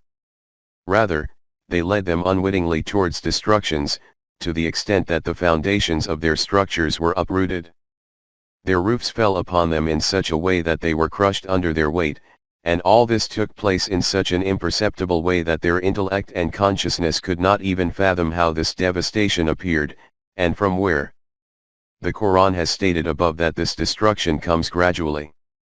When this happens, then instead of these nations reflecting on what fundamental weakness is there in our system as a result of which it is heading towards destructions, they think that these cracks have appeared for no reason and can be filled. But what happens is that they address one crack or bend, and two further cracks appear on the other side. According to the metaphor quoted by the Quran, in order to remain protected from the crackling of lightning they plug their ears with their fingers, and its flash snatches away their sight. The renowned scholar and philosopher of social history, Robert Briffault, writes in his famous book titled, The Making of Humanity, that no system of human organization that is false in its very principle, in its very foundation, can save itself by any amount of cleverness and efficiency in the means by which that falsehood is carried out and maintained, by any amount of superficial adjustment and tinkering. It is doomed root and branch as long as the root remains what it is. The Roman Empire was, as we have seen, a device for the enrichment of a small class of people by the exploitation of mankind. That business enterprise was carried out with all the honesty, all the fairness and justice compatible with its very nature, and with admirable judgment and ability. But all those virtues could not save the fundamental falsehood, the fundamental wrong from its consequences. Their effects worked inexorably. He goes on to say, what really happens is that the phase of society, the order of things in which disregard of right is habitual and accepted, inevitably deteriorates and perishes. However much the individual may temporarily benefit by inequity, the social organism of which he is a part, and the very class which enjoys the fruits of that inequity, suffer inevitable deterioration through its operation. They are unadapted to the facts of their environment. The wages of sin is death by the inevitable operation of natural selection. In the verse being discussed, the Quran has explained this very reality using the simile quoted, and has summarized it in a few words by stating that Allah is encompassing kafirin from all directions, 2:19. The law of requital of Allah is surrounding those who deny truth and haqq and those who transgress, from all directions. They cannot escape from this and go anywhere. Hence, the patching and mending by their sharp intellect cannot save them from annihilation. And from here we move on to the next verse in which it is stated, the usual translation is as follows. The lightning all but snatches away their sight, every time the light helps them, they walk therein, and when the darkness grows on them, they stand still, and if Allah willed, He could take away their faculty of hearing and seeing, for Allah has power over all things. 2:20. Most of the explanation of this verse has been covered under the interpretation of the previous verse, though a few points are such that they require further elaboration. If Allah had wished, He could have taken away the physical means of acquiring knowledge of these people, i.e., hearing, sight, etc. But He did not do this. Doing this was against His law of Mashi'at. The question is, what is this law of Mashi'at of His? And why does He not do this? 4.65 Physical powers are not removed. When evils become rampant in a society, tyrannical forces of subjugation, exploitation, injustice and corruption become unbridled and life becomes intolerable for the weak and helpless at the hands of powerful people. Then in the minds of shallow-thinking people this thought repeatedly arises, why does Allah not paralyze those arms which are used to break the bones of the weak and helpless? Why does Allah not turn that hand into stone, which is raised to pierce the chest of a victim with a dagger, so that it cannot even move? Why is it that those who indulge in corruption keep enjoying countless prosperities with each passing day? Their wealth, power, and affluence keep multiplying. They continue to gain all kinds of material benefits. If Allah closed off their paths to acquiring wealth and power, then they will simply not remain capable of unleashing cruelty and tyranny on the poor. This is what Allah should do. Why does He not do it? In reply, Allah states that doing this is against our law of Mashi'at. He states that we have implemented physical laws in the physical world, laws of nature, and have told human beings that they can harness the forces of nature by acquiring knowledge of these laws. As a result of this, they will gain all kinds of material benefit. In this there is no question of kafir and momin, as has already been noted. Whoever makes an effort according to these laws, he will gain material benefit. The question of the differentiation between kufr and iman comes after this, when the problem of the use of these benefits and powers gained through physical laws is confronted. Just observe in what an eloquent and appealing style this fact is explained in Sura Bani Israel. The Quran states, "If any should desire the immediate benefits of life, we hasten from it what we will, to whom we intend, as per the divine laws. Then have we made for them hell, they will burn therein, disgraced and banished." 17:18. Whoever wishes to achieve the material benefits of the world, we keep conferring these benefits on him according to his efforts and endeavors. When he uses these benefits wrongly, this is called kufr, then its outcome is destruction. 4.65.1 Material benefits can be acquired by anyone. Contrary to this it is stated, "But whoever desires things of the hereafter, and strives therefore with all due striving, and has iman, they are the ones whose striving is acceptable by Allah." 17:19. The individual who acquires material benefits according to the laws of nature, and then employs these according to the values defined by us, his effort bears full fruition. As far as physical benefits are concerned, the Quran states, "Of the bounties of your Rabb, we bestow freely on all, these as well as those, the bounties of your Rabb are not closed, to anyone." 17:20. Whether kafir or momin, we keep taking both forward according to their efforts and endeavors, both have our support and favor. We never do this, that we allow one party to advance, and place a barrier before the other so that it cannot go beyond it. Doing this is against our law of mashiat. Material benefits have been bestowed on all human beings from us as a bounty, and such a situation should never arise in a bounty that it is given to one while another is deprived of it. The means of sustenance have been provided to the whole of mankind as a bounty, and this arena is open for all equally. To whatever extent someone makes an effort, he will reap the fruit of this accordingly. At another place it is stated, "Whoever desires the life of this world and its adornments, we shall fully repay them for their deeds therein, without diminution." 11:15, see also, 42:20. This is that law of mashiat of Allah according to which He has stated that we do not do this, that we suspend the physical potentials of those who trample on ethical values. Their ruin, despite these abilities, will come about because they transgressed ethical values. This will be that ruin from which their physical potentials and material forces will not be able to save them. These are the forces about which it is stated, "But of no profit to them were their faculties of hearing, sight, and heart and intellect when they went on rejecting the signs of Allah, and they were, completely, encircled by that which they used to mock at." 46:26. The Quran states that, "Truly, it is not their eyes that are blind, but their hearts which are within their breasts." 22:46.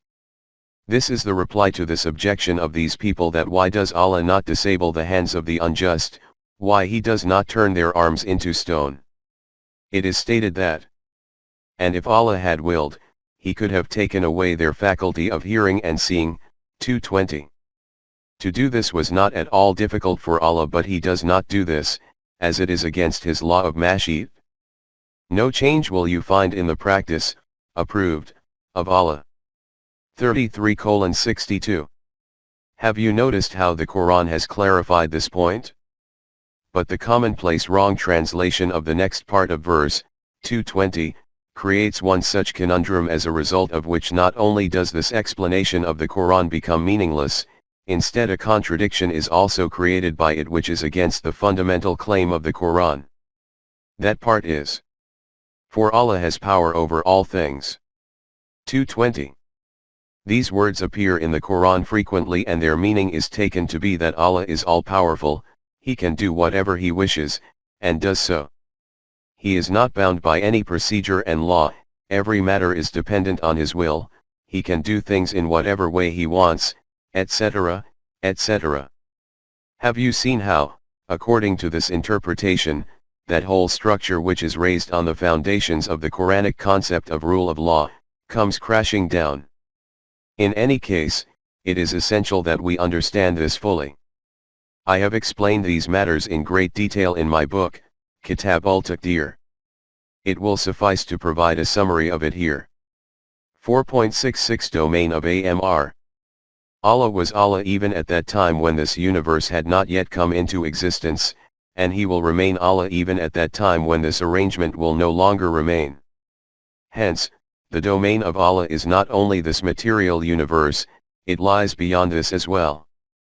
The Quran has termed the material universe as the domain of Khalq, creation, and the world beyond as the domain of Amr, and stated, remember, both the domains of Amr and Khalq are His worlds. 754. We can understand nothing regarding the domain of Amr, all we can conceive of is that Allah's intention is in operation there, or we can say that it is related to the program of Allah's Department of Planning. This is where the decisions are made about what the universe of Khalq should be like.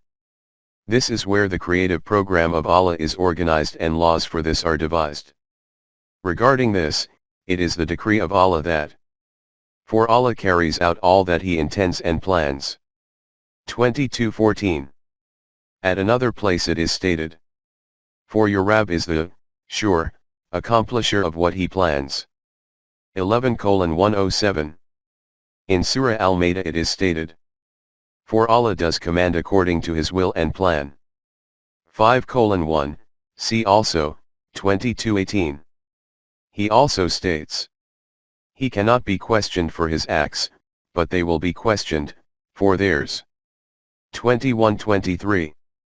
He cannot be questioned as to why He did it like this, other than Allah, everyone else can be questioned. This is the domain of Allah's Amr. When, according to His Amr, this material universe came into existence, then here His Amr adopted another position. It is stated, and the command of Allah is a decree determined, Maqdar. 33:38. The root of this word Maqdar is Qdr, the basic meaning of which is estimation or a scale. The meaning of Qadar tu Shay'a is, I measured that thing, I estimated it. The meaning of Qadar tu Alayhi Thaba is, I made clothes according to the measurements of this individual. Hence, the basic meanings of Taqdir are for something to become fitted according to an estimation or scale of it. And Maqdarun is that scale, model, or pattern according to which something is made. 4.67 The meaning of Qadr. In order to make something according to a specific scale and estimate it is necessary to have full control over this thing, hence, Qadar tu Allah Shay'a means, I possess this power that I could make this thing according to my pattern. According to these meanings of the root, Qdr, the meaning of this verse, 33:38, will be that Allah's Amr transformed into the mold of the pattern, it became bound by the scales established by Allah. In another verse it is stated, verily, for all things has Allah appointed a due proportion. 65:3. These are those scales set up by Allah in the physical world which are called the laws of nature. For example, water is a supporter of life up to an extent, but when it exceeds this limit, it becomes the cause for the death of a human being, as in death due to drowning. This will be called the scale of water. This is what is known as the law of nature. The word law does not appear in the Quran. In its place various forms of this root, Qdr, have appeared. Regarding these scales, Allah has made it clear that, for we do determine, according to need, for we are the best to determine, things. 77:23. We have determined these scales or laws, we determine the best scales. Hence, the meaning of Qadirun becomes the one who determines scales, or the one determining the laws for the material universe. This act of determining scales is called the Taqdir of Allah. For example, it is stated in Surah Yasin, and the sun runs its course for a period determined for it, that is the decree, Taqdir, of the exalted in might, the all-knowing. 36-38. This is that law, Taqdir, established by that Allah who possesses knowledge of everything. Though these laws of nature were determined by Allah in the domain of Amr, human beings have been given the ability that they can obtain knowledge about them. It is on this basis that these have been termed as those scales which can be discovered. 1521. Conceptually, these scales of Allah are called the words of Allah, Kalimatullah, and this is clarified by stating, Allah's words, Kalimat, do not change. 10:64. And when these same laws of His take practical shape, then these are termed as Sunnat Allah. For this, too, it is clarified that you will not find any change in the way, Sunnat, of Allah. 33:62. Have you seen how in this new stage in the creative program of Allah what a great revolution has emerged, i.e. this revolution that Amr of Allah which is not bound by any code and procedure, having reached the domain of Khalq, became Maqdir, bound by laws. This means that instead of being omnipotent, it transformed into a law, and then such a law that there can never be any change in it. In other words, Allah has imposed a constraint on Himself by this. With the concept of a constraint on Allah we are overcome in a shudder of fear, but when Allah Himself has stated that we will never bring about a change in these laws, then fear should not affect us. If an omnipotent being imposes a constraint on himself with his full authority and intent, then his doing this does not produce any flaw in his being all-powerful. Only that constraint is objectionable which is imposed on someone by another individual. The restriction which is imposed on one's own self is called being principled, which is a highly admirable action.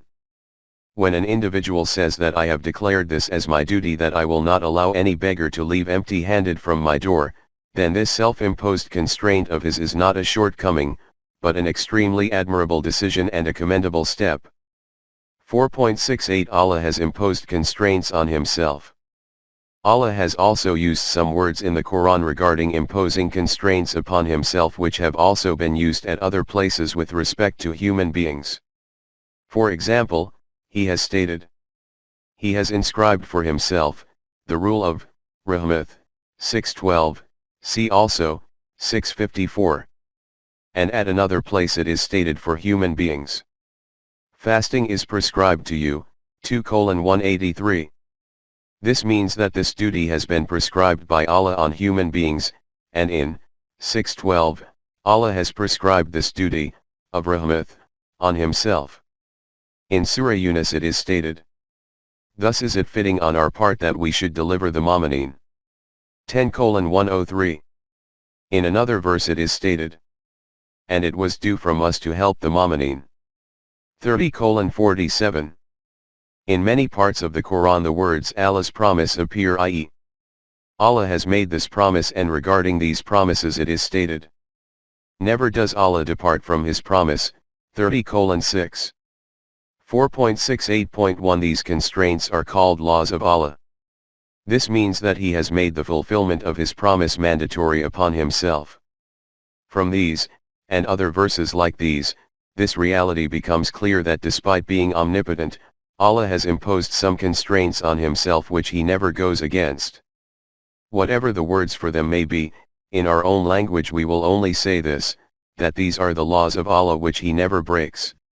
For example, He has decreed, Allah has promised, to those among you who have Iman and work righteous deeds, that He will, of a surety, grant them in the land, inheritance, of power. 24:55. Allah has made this promise to those people that the ones who accept Iman in His truths and carry out righteous deeds, He will surely confer on them authority and governance in the world. This means that this is an immutable law of Allah, that the outcome of Iman and righteous deeds will be power in the land. From these explanations it is evident that when Allah declared that we have constrained our Amr, choice and intent, according to scales, and that we will never go against these, this does not in any way diminish His being omnipotent. Hence when it will be said that, for Allah has power over all things. 2:20. This will mean that Allah has determined laws for everything, and through these same laws he maintains such control over them that he does not allow them to contravene these laws. After these explanations we now return to the verse under consideration, 2:20, in which he has stated, "If we had wished, we could have suspended the physical abilities of these people, but despite having the power to do this, we do not do so because we have established laws for all matters." 2:20. And our law is also this, that decisions regarding the physical affairs of human beings should be decided according to the physical laws of nature. According to this law, we do not make the tongue of a liar dumb, we do not make the eyes blind of the one looking at someone with an evil eye. Lies and the deceits of the eyes surely produce their effects, but for this our other laws are established. With this verse, the discussion of these three categories ends, i.e., the discussion about mutakin, kufr, and hypocrites. After this a new chapter begins. 4.69 Summary of Chapter 4, verses 2:8, 20. 1. The two categories which have been noted in the previous chapters are either those who openly accept the truth, or those who openly reject it. The third category is of those people who, though they say with their tongues that we have conviction in the truths of the divine code, and that we have iman in the law of requital and the life of the hereafter, in reality, however, they do not have iman in them. These people either follow their emotions superficially, or are opportunists or chancers, thus their companionship can never be trusted. 2. These people use double dealing against the divine system and the Jamaat-e-Momineen who are trying to establish it, and in their own minds believe that they are deceiving them, despite the fact that if they used their intellect and awareness, this reality would have become apparent to them that they are indeed keeping their own selves in deception. 3. The consequence of this kind of emotive and duplicitous life is that their hearts and minds lose a healthy balance, and it is Allah's law that the extent to which an unbalanced mind remains engaged in such activities, its balance will keep on distorting to the same extent. In order to follow through on this path, they have to lie at every step and have to acquire a new face at every turn. Just imagine how much turmoil their life remains in because of this. For when they are told not to destroy the system of society by creating imbalances, they retort with great audacity, "When do we ever disturb society? We are the reformers." Remember, these are the very people who are the creators of imbalances and devastations. This is because, how can those who do not have harmony in their inner lives create harmoniousness within society? How strange it is that these people do not even have any realization how this contradiction between their word and deed exposes their essence and reality. 5. When it is said to them that you should also accept and adopt this code of life just like the members of the Jamaat-e-Momineen accept it as truth and act according to it, they state in reply, but they are foolish and not even aware of their own benefit and loss, and discarding those profits available without effort are chasing behind being principled. What, should we also become foolish like them? Remember, it is these people themselves who are foolish and ignorant about profit and loss, who do not even understand such a basic matter that to abandon permanent benefit for the sake of a temporary advantage cannot be declared as good commerce. 6. The state of their two-faced life is such that when they meet up with those people who have adopted the divine code, they declare to them that just like you we also have iman in its truth, but when they meet up alone with the leaders of their own party, they say to them, inwardly we are always with you, we only meet these people outwardly, and by making fools of them, we ridicule them. 7. Alas! If they could only have been able to judge this, that how can they ridicule others by making them fools? According to the law of requital of Allah, in the domain of truth, they are ridiculing themselves. Becoming drunk with the intoxication of their own power and authority, these people step on the wrong path and then wander about confounded and distracted, and with every advancing step they become more distant from the destination. 8. These people consider themselves to be very clever, that they are acquiring an illegitimate advantage by deceiving others, and are pleased that our commerce is very profitable. Even though the truth is that there is none as ignorant as them, because in place of the correct path of life they have purchased the wrong path. This commerce of theirs can never be profitable, because by treading on the wrong path they can never reach the intended destination of life. 9. The simile of people following these transitory and immediate benefits of life is like that of a person who lights a fire in the dark of night in a jungle to determine his direction, because of which his surrounding environment becomes illuminated, but immediately afterwards this fire becomes extinguished, and in this way Allah's law leaves him astray in darknesses in such a way that he can see nothing. In other words, the attractions of immediate benefits do cause the eyes to light up once, but after this such a darkness descends that in this not only do the eyes become ineffective, all paths of rational thought become obscured, and man becomes deaf, dumb, and blind, i.e., devoid of intellect and reasoning, 8:22, and by becoming overwhelmed with emotions, deprived of the ability to differentiate between profit and loss, 16:76. And no further possibility of returning to the correct path remains for him. 10. Or the example of their social and economic system, which is established on the basis of their self-created laws, is like cloud bringing timely rain, but together with this intense darkness, thunder, and also the crackling of lightning, i.e., the means of destruction combined with the means of sustenance, 30:24. These people wish to take advantage of the benefits of the rain but save themselves from the destructions of thunder and lightning. They think that the way to deal with this is to insert their fingers into their ears so that these dreadful sounds can neither be heard, nor do they enter the jaws of death. These naive people are not even aware that the destructions of lightning do not just enter via the ears, rather they are spread out all over the environment. The law of requital of Allah surrounds from all directions that nation which denies realities, 7:182, 29:54, 79:36, 82:16. 11. It is possible that these people insert their fingers into their ears because of fear of thunderclaps, and in this way consider in their own minds to be protected from danger, but the flash of lightning takes away their sight, i.e., the abundance of the means of sustenance mesmerizes their sight in such a way that their eyes are no longer capable of detecting places of danger, or they make an arrangement to forestall one danger and another danger arises unexpectedly from another direction and destroys them, 7:182.